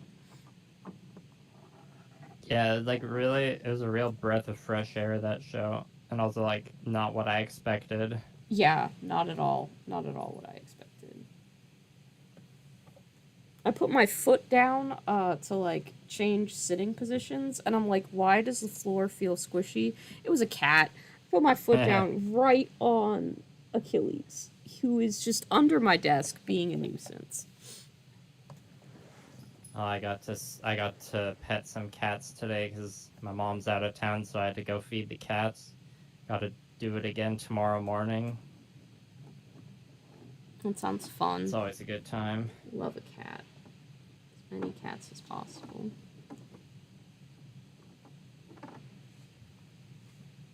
One of them is like very like skinny and floppy, and then the other one is like on the chonk chart. He's like all the way on the oh lord he come inside. It's fair. I'm pleased to say that none of my cats have quite reached. They haven't tipped the scales. You know, they're still very much in like the reasonable level of healthy chonk for a cat to be. None of them I'm have trying been to like go on a diet. Has not been said by the vet. I'm trying to remember all the like official steps on the chonk chart now. It's like starts off at a fine boy. It's like chonk, chonker, heckin' chonker. Then I think there's one more before you get to Allah he coming, but I can't remember it. I'm trying to find my blood effect paint, my blood for the blood god paint, and it's like missing. And I'm like, how have I lost this while painting Bloodborne miniatures that literally have blood in the title of them? If I was ever gonna have to use this paint, it's now. Oh, thanks for the podcast recommendation, Cyber Scorpio. And oh, Silas, is that the next step in the chunk chart? Is it thick boy with 3 C's, or are you just Thick saying boy. thick boy?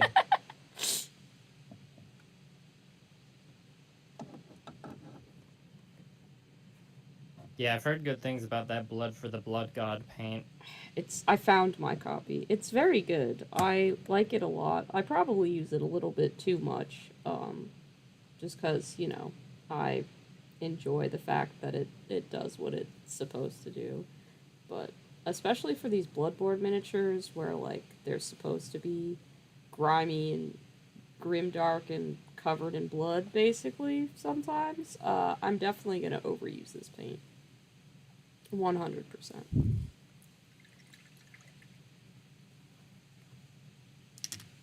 How are those? Yeah, go ahead. How are your Bloodborne minis going?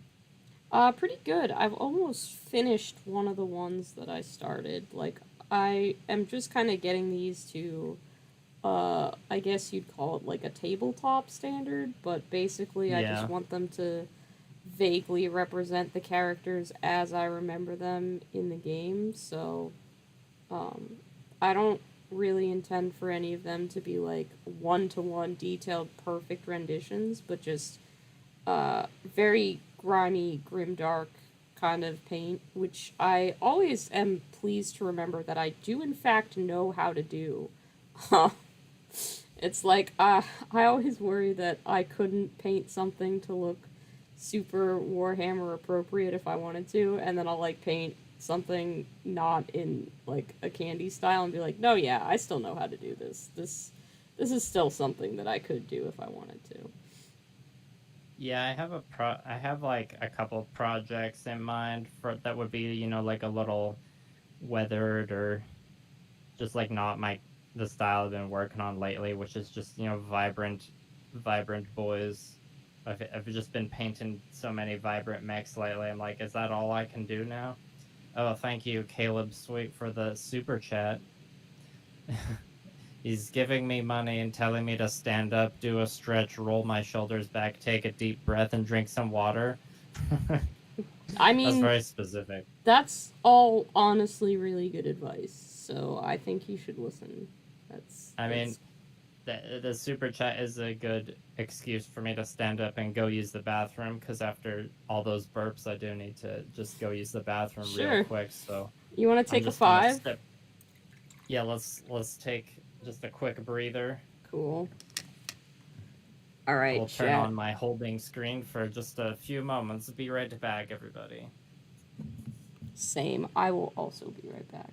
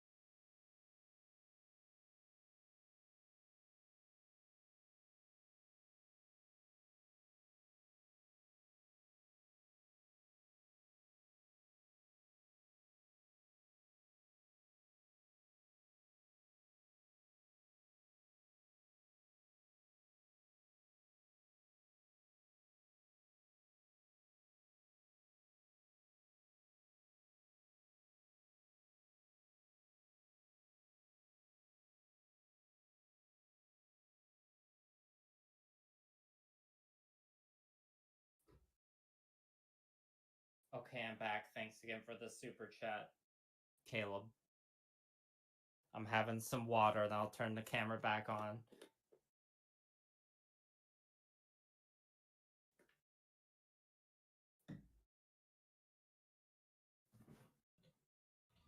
Oh, the number of viewers jumped up while I was out in the washroom. Let me just, there we go. I did a stretch like you said.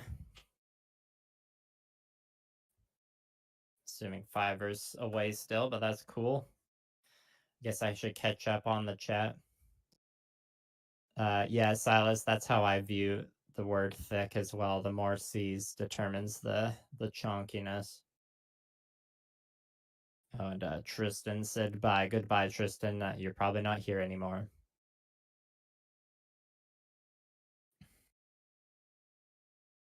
Well, how's everyone doing tonight? Anyone else working on any projects?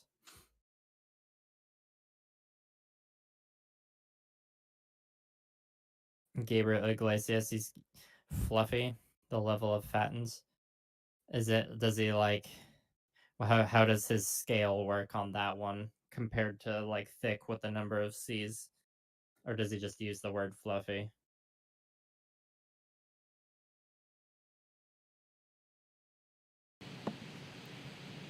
Hello, I am back. I don't know if Liam's back yet, but I have returned. Excellent. Cool. Cool. Welcome back. Thank you.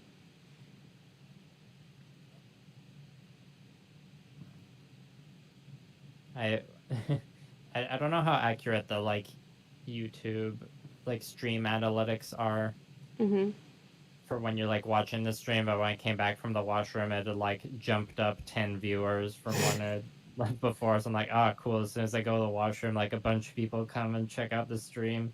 Yeah. But it's every time I look, it's like up or down 5 viewers, so I don't know. I don't know how accurate those statistics are either. I know it's not really generally streamers say to just like not pay attention too much to that, which makes sense because you know you just want to make the stream good. Yeah. And not worry too much about that. Usually Hello, Calder Studios.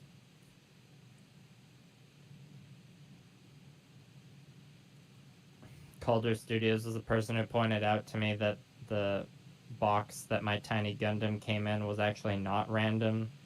It had the name of what Gundam you get inside on the top of the box the entire time, and I didn't notice, and I'd had the box for months.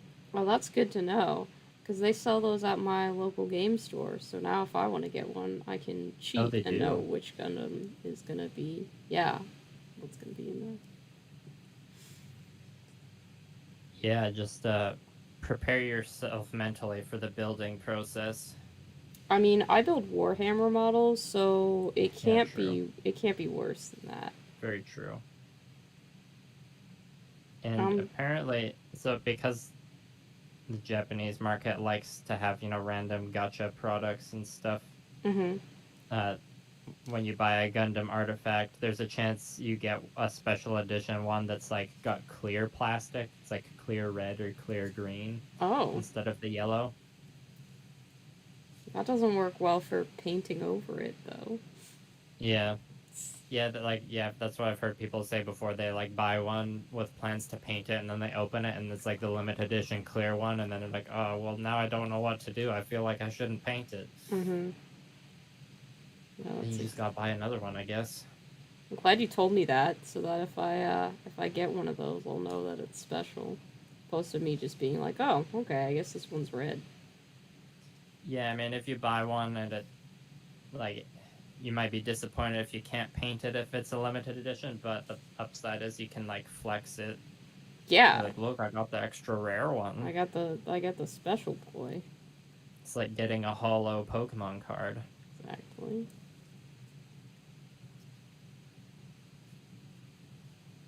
There's I was telling you, me and Blue Preppa saw a Gundam movie this week, and there's this it's not a mobile suit in it, but there's like this flying like troop carrier in the movie, or like carry. It's like a mobile suit hanger that flies around, and it's called the Big Uncle, and it's just like this big chunky like plane. That's adorable. I like that. They're like, load up the Big Uncle, and then they reveal what the Big Uncle looks like. I'm like, damn, that's the Big Uncle. Well, I'm glad Big Uncle lived up to his name.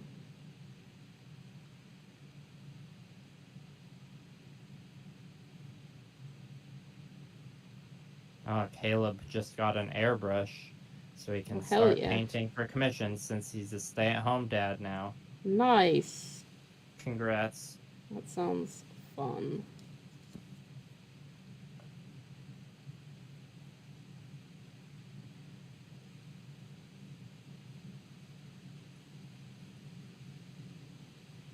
One of these Bloodborne miniatures that I've been painting is turning out great, exactly the way that I remember it looking in the game. The other one is turning out way too blue, and I'm like, I'm gonna have to fix that somehow.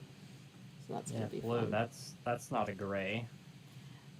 Yeah, it's supposed to be more like grayish with also like some orange and red tints, but I've been putting in some like highlights to just sort of establish where I want things to be, and it's definitely kind of blended with the gray and made more of a blue color, so hopefully eventually putting like a gnome oil wash over the whole thing will take out that blue tone, but we're gonna see if that'll end up working.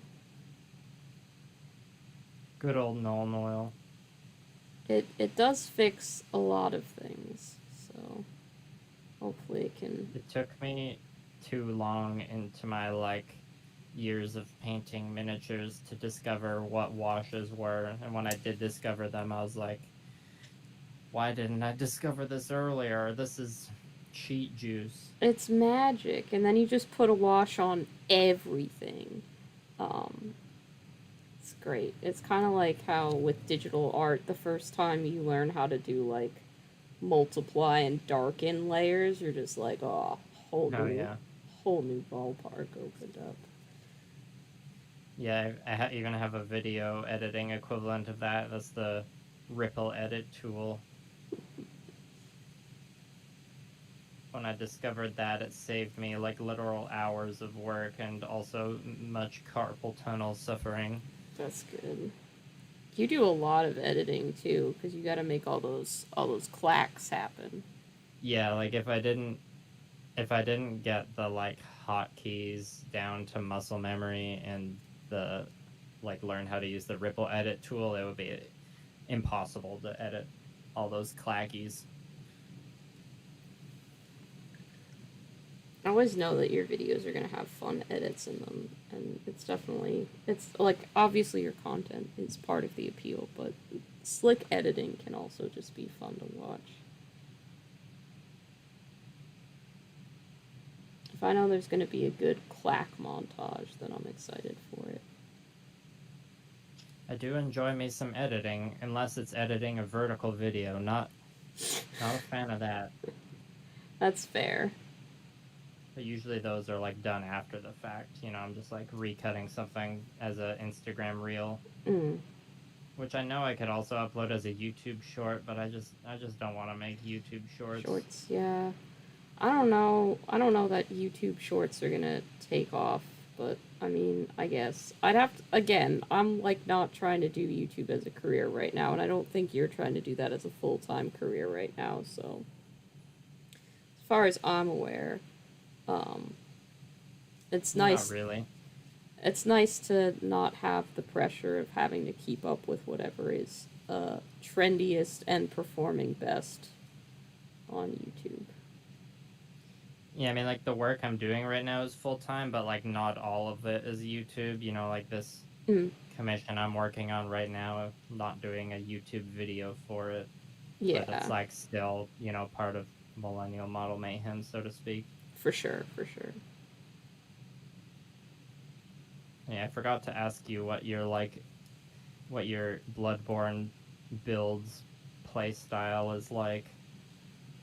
Oh, it's very much, I need to have more health and strength than whatever I'm fighting, so I usually use the axe weapon. That's the one that I start with, and then I just build up to whatever. There's a DLC weapon called the Whirligig Saw. That's a lot of fun. That's The usually, whirly saw? yeah. It's basically like if you Well, can that's fun. imagine a giant pizza cutter with like the saw blades just spin around and around at the where the pizza cutting wheel would be is like a giant saw blade, and you just kind of slam it into enemies. It's great. Uh, it's very fun. Sounds like it. Yeah, that's definitely the weapon of choice for me in terms of Bloodborne weapons. Oh, we got or Cyber Scorpio's describing. I guess the comedian Gabriel Iglesias has his own kind of version of the chunk chart, but it's like fluffiness levels. Mm. There's uh, healthy, husky, fluffy, and then damn, and then heck no. Oh, and then Caleb has fact checked the chonk chart, which goes a fine boy, he chonk, a heckin' chonker, hefty chonk, mega chonker, and then oh lord, he coming. Okay, okay. I'm glad that somebody was out there fact checking for you. Yeah, I definitely missed hefty chonk and mega chonker.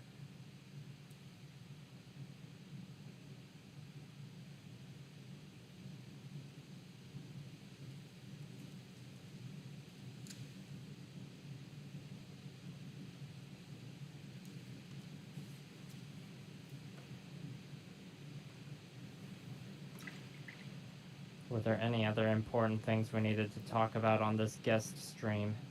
I'm trying to think, but I think we hit our main points. And Yeah, definitely we did Ava, Ava did JoJo. was the main one there that we were like gotta freaking talk about that. And it's not gonna be like I know that if I wait long enough, I'm gonna buy that stupid huge freaking Ava 1 kit that my local game store has and is taunting me with. Because the first time I went to a Gundam building night, I was like, man, that's a huge thing. I don't think I'm gonna build a Gundam that big. And then I watched Ava, and I'm like, oh no, shit, that's dope as hell. I want that. Um, Hmm. I mean, I don't. I know what kit you're talking about because you sent the picture, but yeah. you're probably better off getting one of the like Bandai real grade Ava kits because those ones are pretty good. I have like the Ava Unit 2 that's on my desk. That's a real grade one. Yeah, I should probably stick with the smaller kits for now. Depends how long it sits there and how many Yeah. Gundams I decide to build in the in between time. How good I get at that. What is like Ava 1 the mech that you ideally want to get as a model kit? Is that your favorite design? I think so. Like I really like Unit 0 as well.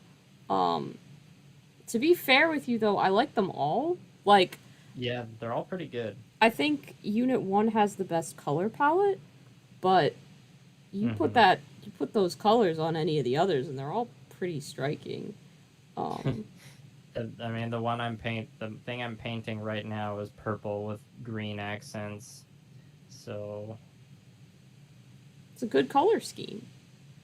yeah, can confirm.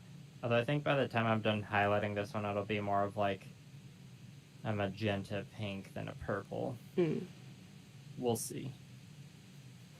And then, like, if you get a Unit 0, you can decide whether you want to do the yellow version or the blue version. The yellow, which is actually sometimes orange. Mm. Oh, Caleb's asked favorite Halloween candy. Ooh, favorite Halloween candy. I mean, I like an almond joy. Almond joy are classic, and pretty much no one I ever went trick-or-treating with liked them, so it was very easy to trade at the end of the night and just come away with like 40 almond joys. So it's probably my Nice. go-to. I don't know if I've ever seen an almond joy out in the wild here in Canada. What? Oh, that's sad. Yeah, I get well, when I watch The Boys, it has such aggressive product placement. There's like multiple scenes where characters in The Boys are like, "Here, have an almond joy." That was the first time I'd heard about an almond joy. I haven't watched The Boys, so I didn't know that they had that. I kind of love, like, I both love and hate aggressive product placement. If it's Yeah, it's pretty jarring in The Boys. if it's But it's funny funny. to me, then I enjoy it. Like when animes are like, ah, yes, there we were like there's a couple Chinese animes that I watch where one of them had Cornetto, the like ice cream company, as a sponsor. Very aggressively just had ads in the middle where like the characters who were in historical pseudo China would just like go and have modern day ice cream, and it was hilarious. And then like another one that was at least set in the modern day had McDonald's for a sponsorship for their first season, but didn't get it renewed for the second season.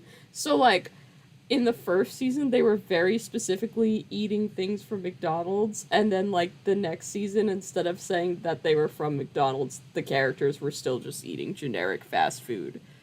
So it was still pretty good. Damn. You know the anime Code Geass? I've heard of that one. That one, it's like a mecha anime. Like almost every scene where like the characters are eating something, it's like always Pizza Hut, and it's really jarring. It's like they'll be in the middle, like they'll be on their like secret like base hideout, and just like have the delivery box of Pizza Hut, Listen, and they'll have like the cheese stuffed crust, like cheese pull animated and everything. no one out pizzas the hut, even in anime. Okay, they gotta know where all the secret bases are. Oh, in terms of my favorite Halloween candy, if we're going by Halloween candy that like got handed to me when I was trick or treating, maybe I'm leaning towards like coffee crisp. What is coffee crisp? Oh, coffee! You don't have coffee crisp in the States? I've never heard of it. And I'm pretty up to Surprising. date on US candies, so yeah, I don't know that one. It's just like a chocolate bar with like a wafer in the middle that has like a extremely vague coffee, like hint of coffee flavor to it. Hmm. You know, because if it was actually coffee flavored, kids wouldn't enjoy it. Yeah. Coffee crisp. Okay. I'll have to keep an eye out for that one and see if that's just like a gap in my knowledge or if that's a Canadian thing. Nitrous Hero wants me to paint the She Gundam like XI Gundam, but it's just funny because they said, "My lord, would you paint a She Gundam?" Like, no, I will not. No, peasant, not Peon. for you today. Oh, and Cyber Scorpio has a funny story.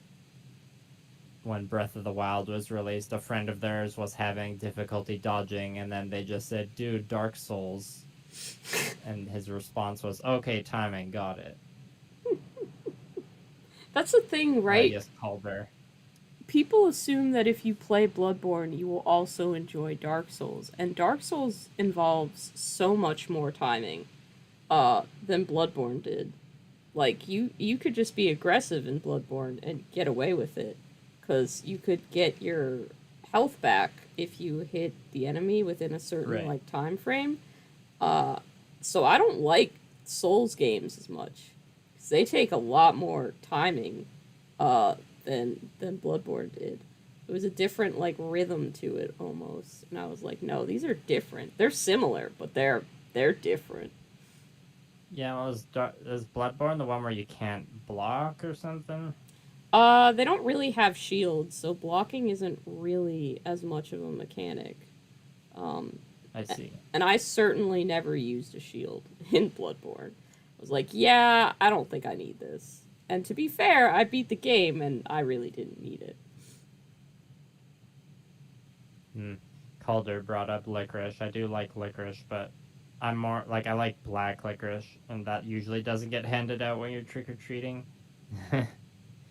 You would become like a pariah house in the neighborhood if you're handing out black licorice on Halloween. I'm really excited to see if people do trick or treat in my neighborhood because I haven't been in this house for a Halloween. So I've definitely put Oh, up like decorations in my yard to try and get people to trick or treat here, which I realize sounds really creepy. Like, ah, yes, children, come and enter the house. Well, not come knock on the door and get free candy. Sounds like I'm, a witch or something. But no, I've bought Halloween candy. I need to give it away hmm. so I don't eat all of it. Also, they were selling these like little booster packs of Pokemon cards in like a Oh yeah, set to essentially give away to trick or treaters, and I bought that as well because I was like, that's nice. adorable. So people better come and get them, or else I'm gonna be stuck with like 40 Pokemon cards, 40 packs of Pokemon cards with shit all to do with them. So that'll And be if they're fun. Pokemon cards designed to like give to kids on Halloween, they're probably like full of chaff, Yeah, like garbage commons. but they're like Halloween themed, so even if they're Oh, garbage, they're still. I'll send you a that's so picture of it. fun. It's got a Gengar on the package, so it's cute. Gengar is a very Halloween appropriate Pokemon. Yeah. Yeah, Like, trick or treating just feels like it's in a weird place in 2022. Like from what I understand, a lot of kids go to shopping malls for trick or treating mm. Yeah, I've heard that, now. and I've heard that like trunk or treat kind of things are very popular as well. Is that where like a bunch of people just meet up in a parking lot and like open their trunks? Yeah, as far as I'm aware, it's just people like on a scheduled day. They they all like park in the same location, and then they give out candy from the Mm. trunks of their cars. And That ruins the like joy of like decorating your front lawn yeah, with Halloween stuff. I mean, it's probably safer because you're not going into Yeah. random people's like neighborhoods and houses, and it's better visibility because like you're not crossing streets in the dark and stuff like that. So I get it, but it also Yeah. feels significantly less fun. Yeah.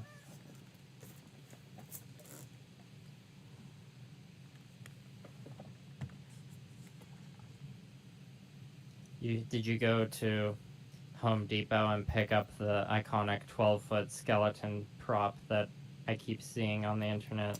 I wish. That's a little out of my Halloween budget this year, so maybe in the future, but not this year. Not for me.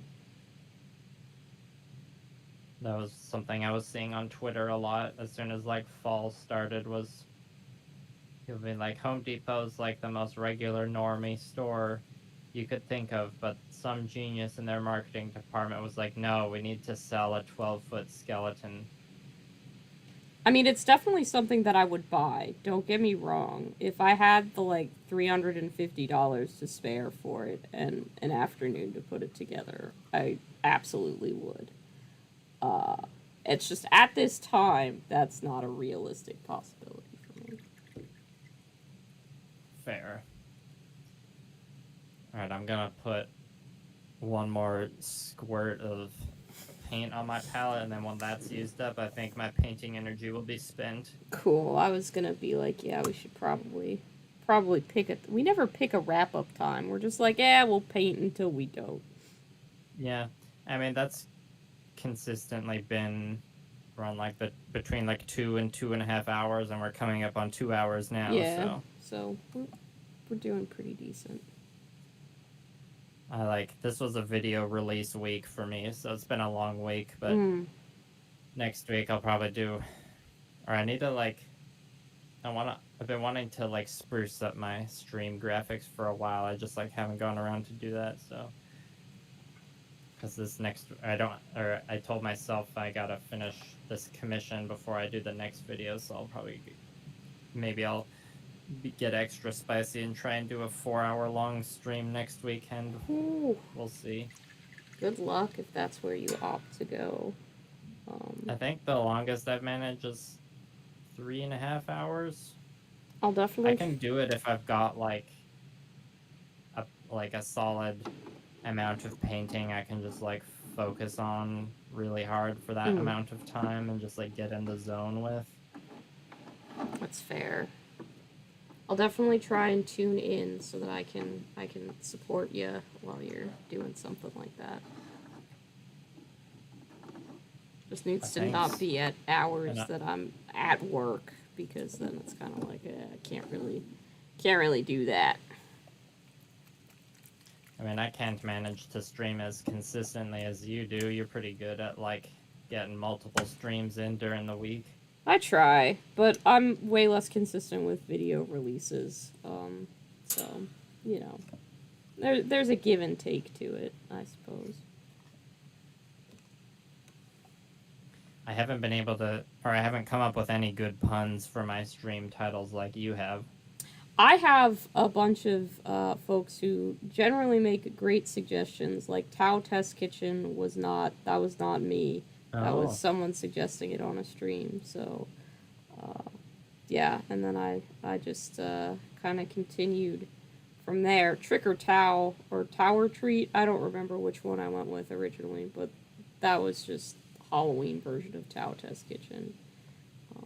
But I try. If there's a pun to be made, either I can find it or someone in my chat will suggest it. So that's been a great source of the pun. Earlier, someone in your chat was spelling.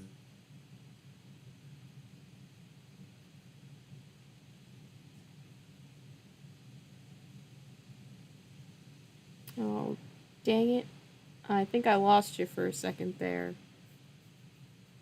Oh, can you hear me now? Yeah, I can hear you. I was just saying someone in your chat was able to spell Zote 4 different ways. Yeah. Yeah, I've got a talented group of folks who hang out in my chat and my Discord. Very creative, so it's great. They've got good ideas, and I love seeing where they take things.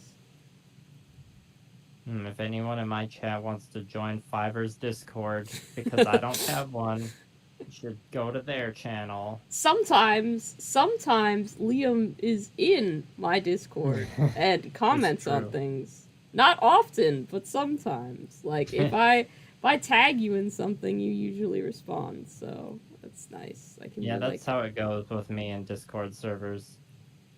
I'm just like, in general in life, a bit of a lurker sometimes.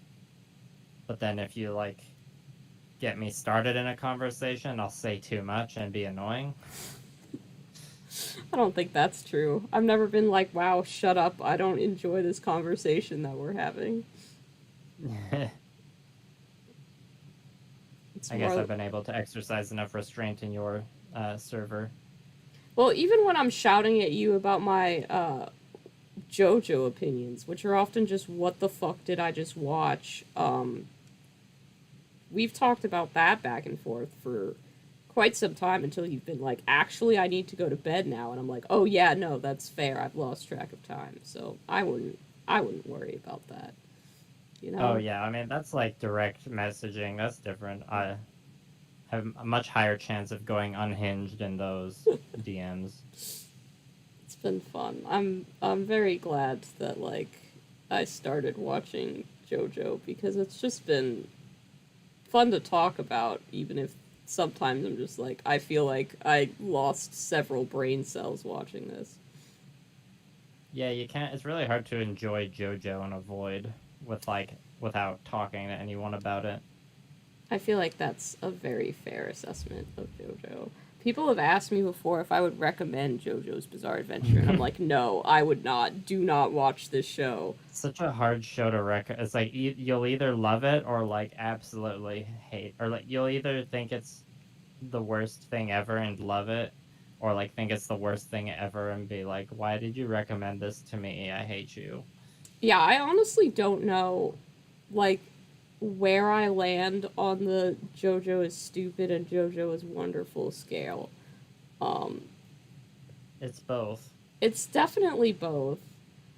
I don't know that I'll ever like rewatch any of it after finishing it, but I'm glad that I'm experiencing this. Like I feel like I've really just Yeah. started watching a bunch of animes that people I had like specific people telling me, "Oh, don't watch this. It's kind of shit." And then I watch it and I'm like, I mean, to be fair, sure, but also there are parts of this that slap so hard. So I'm enjoying just experiencing a variety of different anime from various sources. Like I was told not to watch Evangelion because they were like, "You're not gonna like it," and I'm like, some aspects, sure. Like a lot of this is not stuff that I enjoy, but on the whole, this is amazing. It's greater Yeah. than the sum of its parts. It's always a little sus when there's a like show that's very like famous that lots of people talk about, and then someone is like, "You shouldn't watch it." Yeah, I'm like, okay, so there's gonna be a bunch of dumb fan service shit, which to be fair, there was a bunch of dumb fan service shit. But Yeah, but like the fan service in Ava is like ironic fan service yeah, for the most part. It's still for the annoying. most I'm part. still just like, I would have been fine without this, but at least they sort of take, like, I guess you could call it a stand. Like, they comment on some of it. Um, and it's part of, like, the character's psyche that they're sort of delving into at some point. Yeah, But, like I don't know if I have the time to get into it now, but there's like a whole thing about like Studio Gainax popularizing like a lot of like fan servicey animation tropes, and then like them being subverted specifically in Evangelion. Like I don't know if you watched it in English or Japanese, but like in the or I don't know if like you were watching it on Netflix and it like auto played the next episode, but at the when they do like the end after the credits roll and they do the preview for next episode, there's like a little line that Misato says each time where she's like, "Stay tuned, there's gonna be more fan service next time," or like more fan service coming next time, and it's like a meta commentary thing. No, I was watching them on Netflix, so I didn't get those little. I always hate the previews because I'm like, I don't want to know what's gonna happen because I'm gonna watch it like the next day. So I'm like, I don't need spoilers for a thing that's gonna happen, you Yeah. know, pretty soon.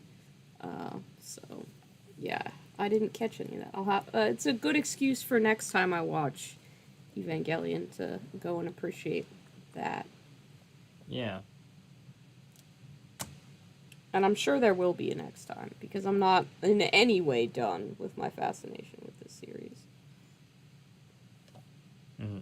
Cyber Scorpio brought up Legends of Vox Machina. Have you watched that? I haven't. I have not, because of my war with Jeff Bezos, my one-sided war, that he isn't aware that we're fighting. But I will not watch any Amazon stuff because I don't have Amazon, because their labor practices are abysmal. So Understandable. I do my best not to support them in any way. I have never purchased anything off Amazon, and I will not watch any of their original content, despite how interesting I'm sure that, like, Good Omens and stuff like that is. I just avoid it for myself. Yeah, I mean, The Boys is on Amazon Prime, and I watched it, but I didn't pay for my, or I didn't, I just like leached off someone else's account, you know? Sure, sure.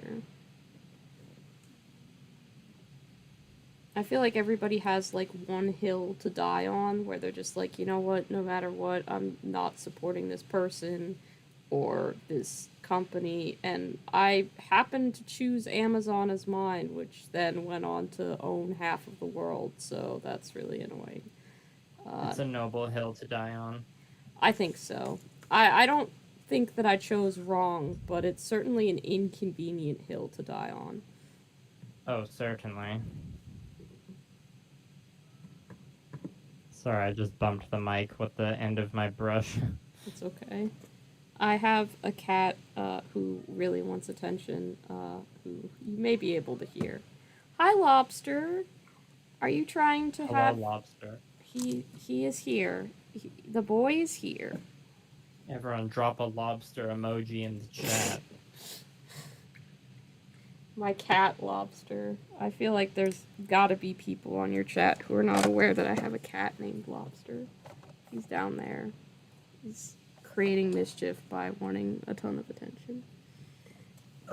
Caleb's brought up Akira. I know you had like an interesting, what you said about Evangelion. You're like, Evangelion was what you wanted Akira to be like. Yeah, Evangelion was what I wanted Akira to be like. Exactly. I feel like because I wanted Akira to feel like it had a point to it. And I really enjoy the beginning of Akira. But it feels like at some point it just sort of loses track of itself towards the end. Yeah, And I get that. a lot of the characters in Akira aren't really likable. Like they're kind of they every single one either doesn't have enough agency to be an impactful character, or they do something that is like really just horrible. Like, as much as Kaneda has a wonderful energy to him, he's also incredibly misogynistic and calls people like a bitch for no reason all of the time. And I'm like, wow, that's pretty strong. So a little bit hard for him to be a likable character. Tetsuo, I mean, has a lot of shit go wrong with him that isn't his fault, but also it goes from like being kind of sympathetic to a complete villain in like 5 minutes, and it's like, okay, sure, like I get it, but you know, you had a film and you had a certain amount of time. And to be fair, I've only seen the movie. I haven't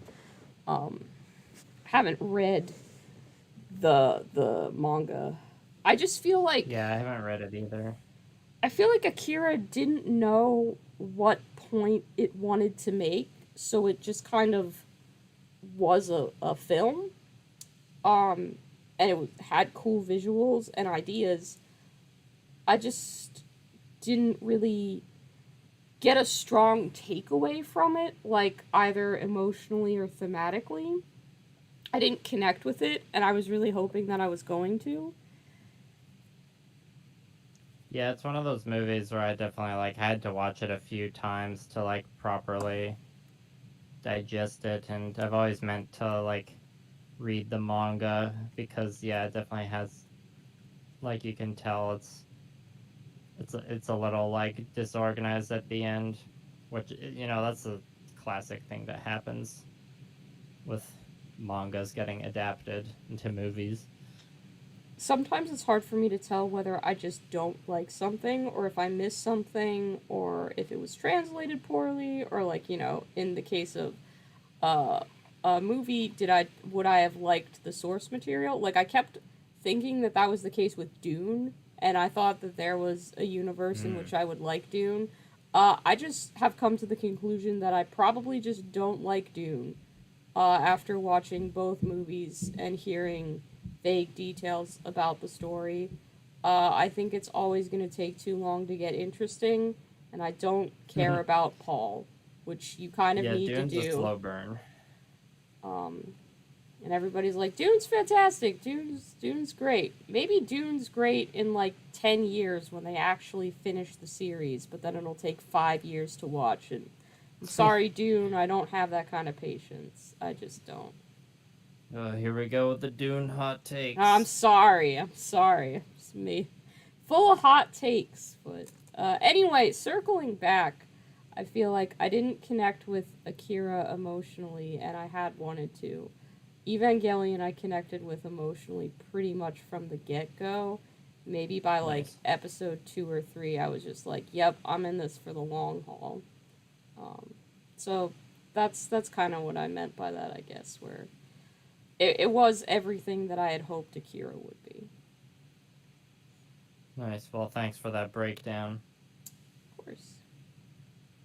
Cyber Scorpio said, "Power corrupts, and absolute power corrupts absolutely." Yep. Yep, that's definitely what Akira was getting at. Oh, and also Caleb said his cat's names are Macaroni and Brie Chizu. I love those. Those are some great cat names. I agree. Macaroni is like, yeah, I'm on board. That's a strong cat name.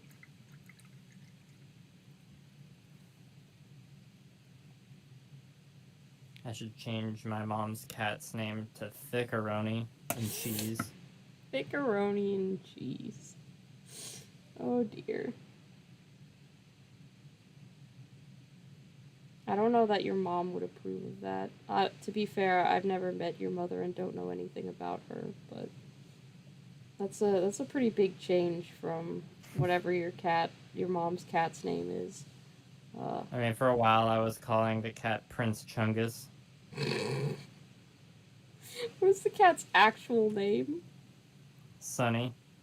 Oh, yeah, you gotta make up nicknames. Sunny isn't. Yeah, I don't. I mean, I think Sunny's like a fitting enough name for him, but as he's gotten chunkier over the years, you know, he's gotten creative with various names. Yeah. That's really what a cat name is for. You just pick something and then you can spiral off that and make a bunch of nicknames.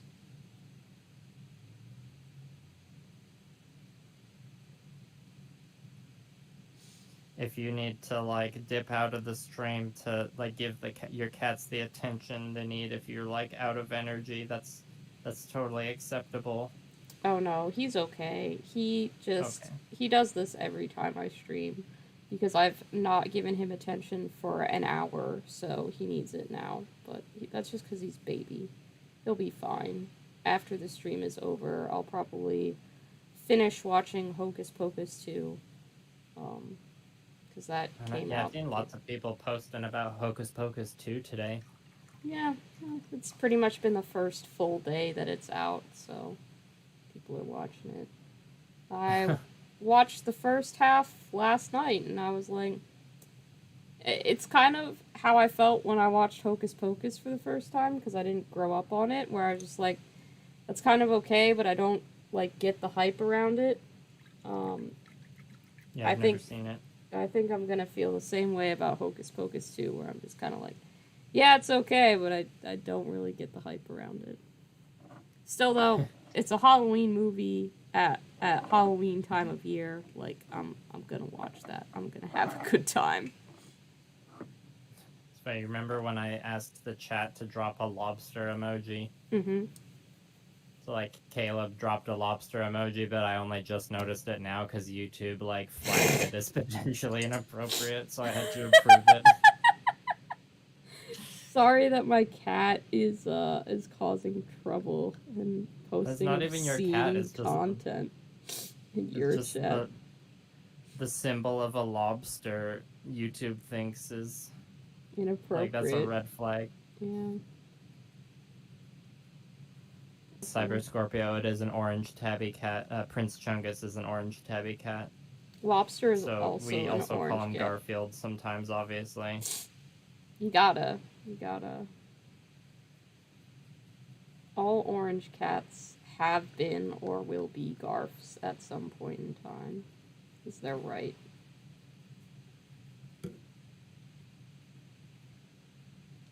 And no, we haven't fed him any lasagna. I know someone's gonna ask.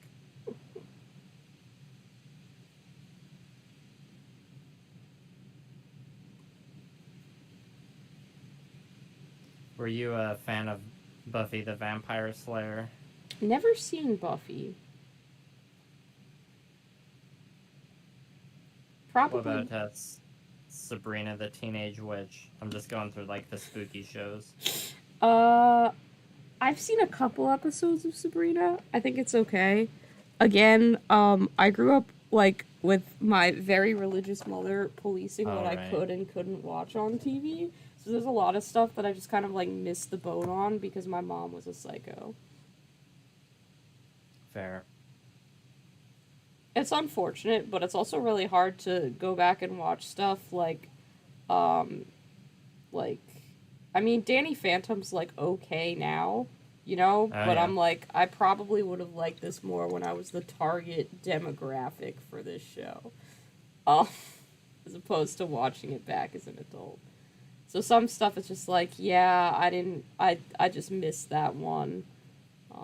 But I feel like something like Buffy or Sabrina, I might be able to still get something out of.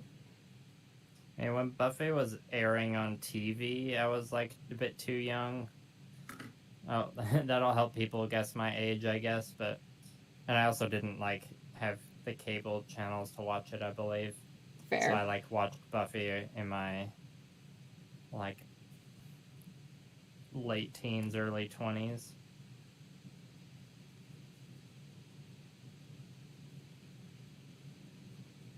Now I've got like mixed. I rewatched a couple, like the first three seasons of it last year or the year before, and I had a generally good time. Now I got mixed feelings about it because Joss Whedon kind of, or like some of the characters in the show haven't aged well, but Yeah. it's also like still got some good. It's got some good janky moments. That's kind of why I hesitate to give it a watch because there's just a part of me that's like, yeah, I know that there's gonna be some jaw spits that I just can't like, not see, so to speak. Yeah, it's hard to like turn that part of your brain off Yeah. once you know. Like, generally, I try and research the people who make the thing I intend to see as little as possible until after I've seen it. For that reason, but I kind of know this already, so I'm just like, yeah, there's not much I can do about that. There is a certain joy that comes from watching shows from like the like late 90s, early 2000s era, just to like, witness the pop culture of that time or like the tech of that time, like Hmm. early internet. It's pretty fun to watch in like the 2020s. Yeah, I think with like shows like I definitely remember when I was watching How I Met Your Mother, that sitcom, like it's fun to see how much their cell phones evolved throughout it. Oh Like yeah, I bet. that's just funny. Stands out to Oh, me. Caleb apparently simped for Sabrina. Oh, and then Michael just showed back up in the chat to say, "This man's still edging. I sure am. I've been edging for over 2 hours, just like last stream." Oh dear, oh But dear. as Caleb says, the Sasabi is an edge lord.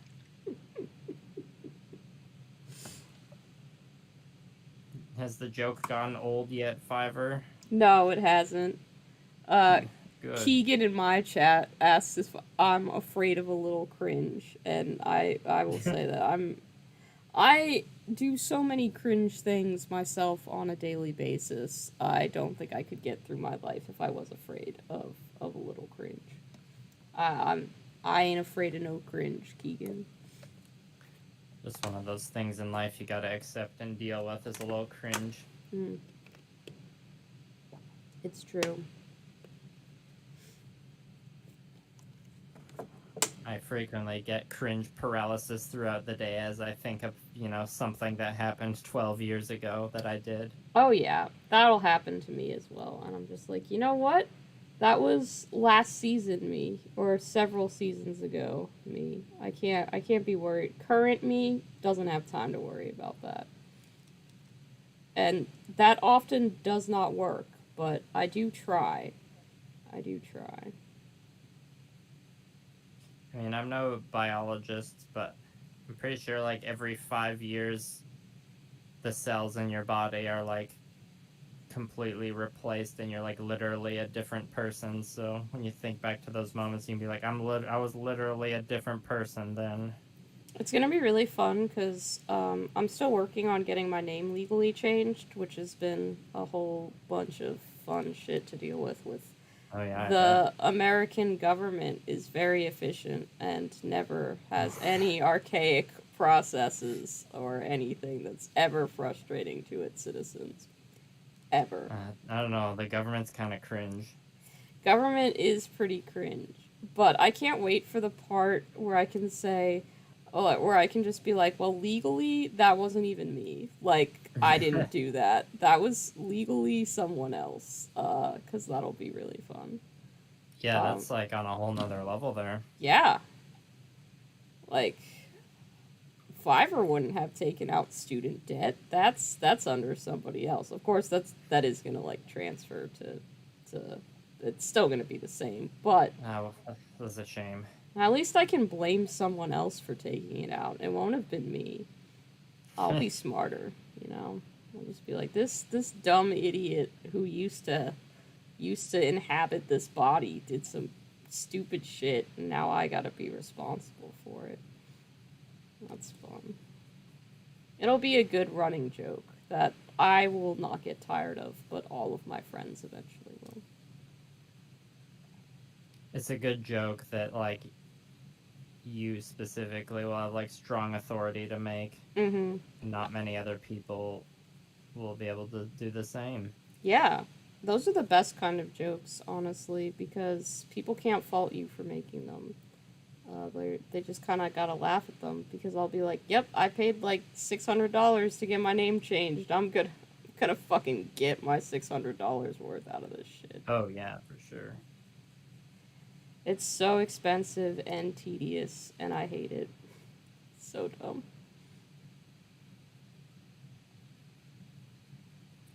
It'll be worth it. Just gotta keep thinking of those jokes you'll be able to make. I know. It's gonna be so good.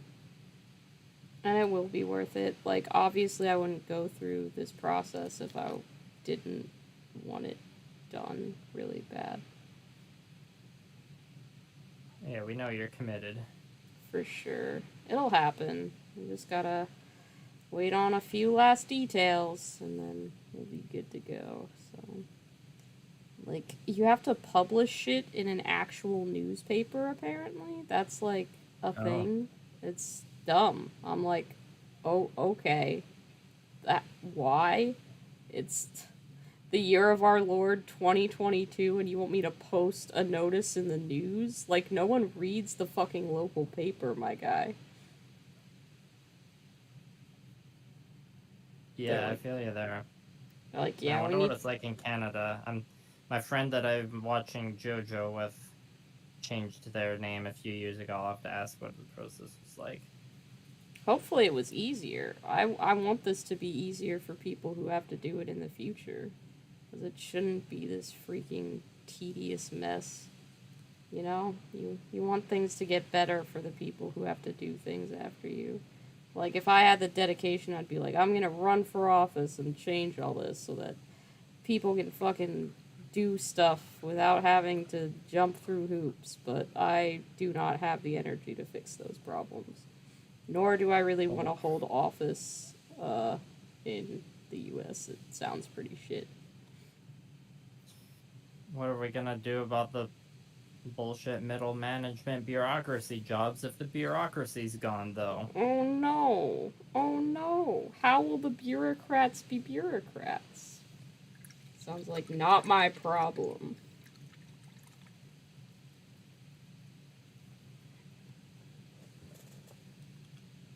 Like, if we Name get... changes aside, I am starting part 6 of JoJo with my friend this week. Oh, that's cool. I haven't made it to part 6, but I'll get there. Yeah, part 6 is the first female JoJo protagonist called Jolene. Oh, cool. I like how they all have like their weird little series names instead of like season 2 or whatever. It's like Stardust Crusaders. I don't remember all the little bullshit names, but they're fun. They're fun. It's Phantom Blood, then Battle Tendencies, then Stardust Crusaders, and then Diamond is Unbreakable, and then Golden Wind, and then part 6 is called Stone Ocean, I think. I'm mostly just looking forward to the stands, just all the Yeah. reveals of the new stands. Like, what brand is this one named after? One of my friends who has watched JoJo, was like, my favorite part, they haven't made it yet, but part 9 is gonna slap so hard when it gets made into the anime. And I'm like, how are you willing to Part be 9? like, part 9 is my favorite? We're on parts, what, like 6? Part 6 is like airing, or I don't know if it just finished or it's like gonna finish soon. But I didn't even know the manga was at part. I thought the manga was at like part 7 or 8. Maybe I'm remembering wrong, but I'm pretty sure it was part 9. I mean, I wouldn't be surprised if that was the case.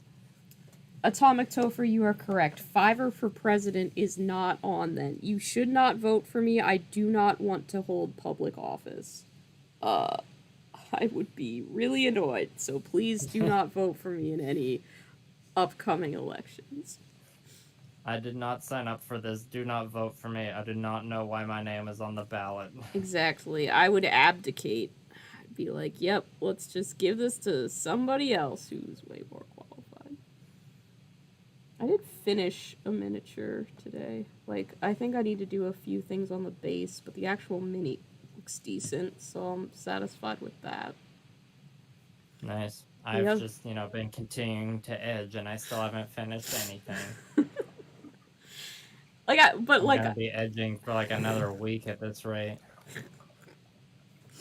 Like I said, the Bloodborne miniatures, I'm just kind of, I'm doing the good enough standard on, so they'll be good enough to use in games. That's the right approach for board game minis. Yeah, they'll make great enemies in the D&D games that I plan to run at some point in the future, but haven't made no steps towards putting together yet. It takes a lot to run a campaign. It does. That's usually my role in the D&D groups. I'm usually the dungeon master, so I know the pain of like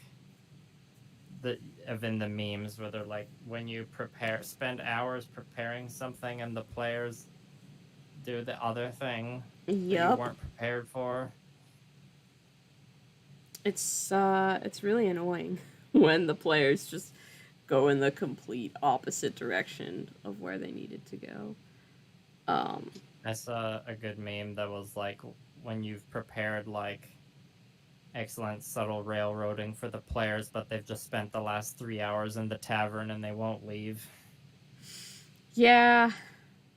But I mean, if your players are having a good time, then generally it means you're doing your job right, even if you're bored at the current moment.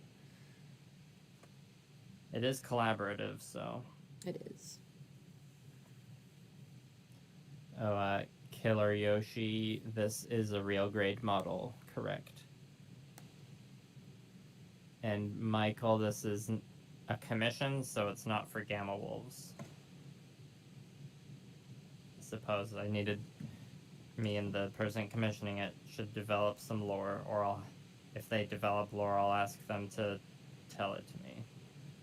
But I'm pretty much used up all the paint on my palette now, so cool. If anyone has any last-minute questions they need to get in, now's the time.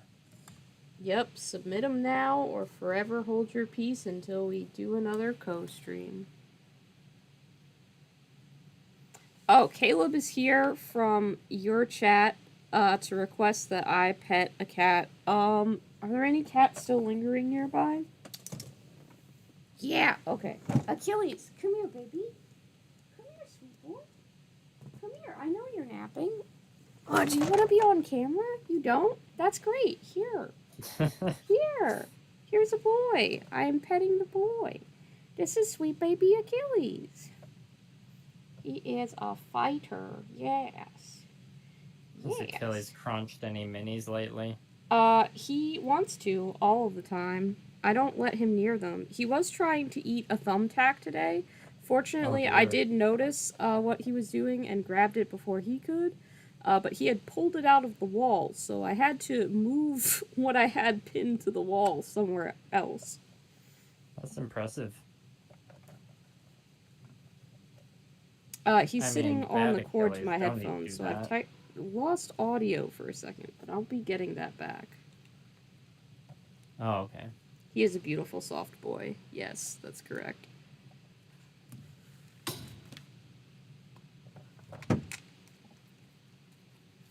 Glad we have some cat appreciators in our stream. Hell yeah. Yep, he is a sweet boy. He's a cute boy. All of that is correct.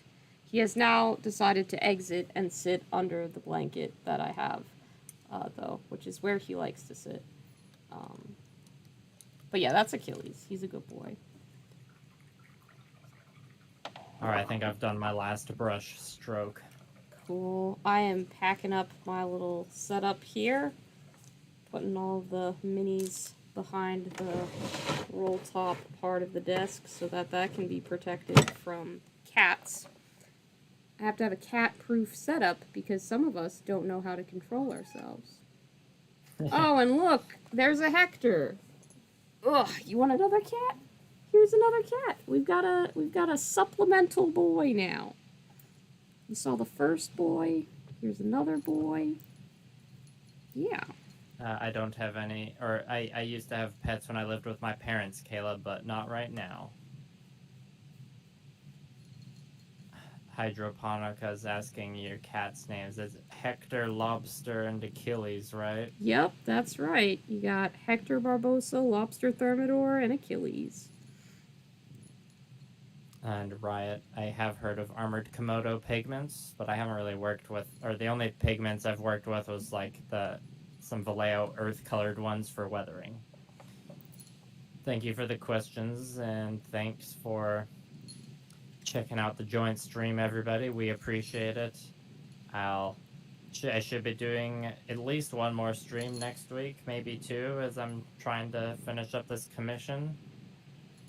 We usually put a couple weeks to a few weeks in between our joint streams. Yeah, that way we can actually respond to our chats a bit better.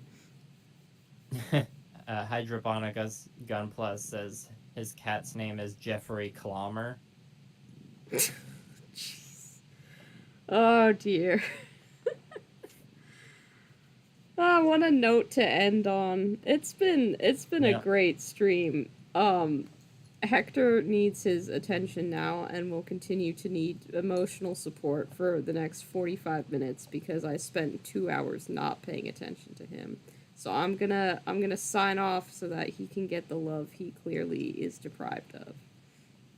Me too. So thanks again for watching, everybody, and we'll catch y'all next time. Bye-bye. Bye.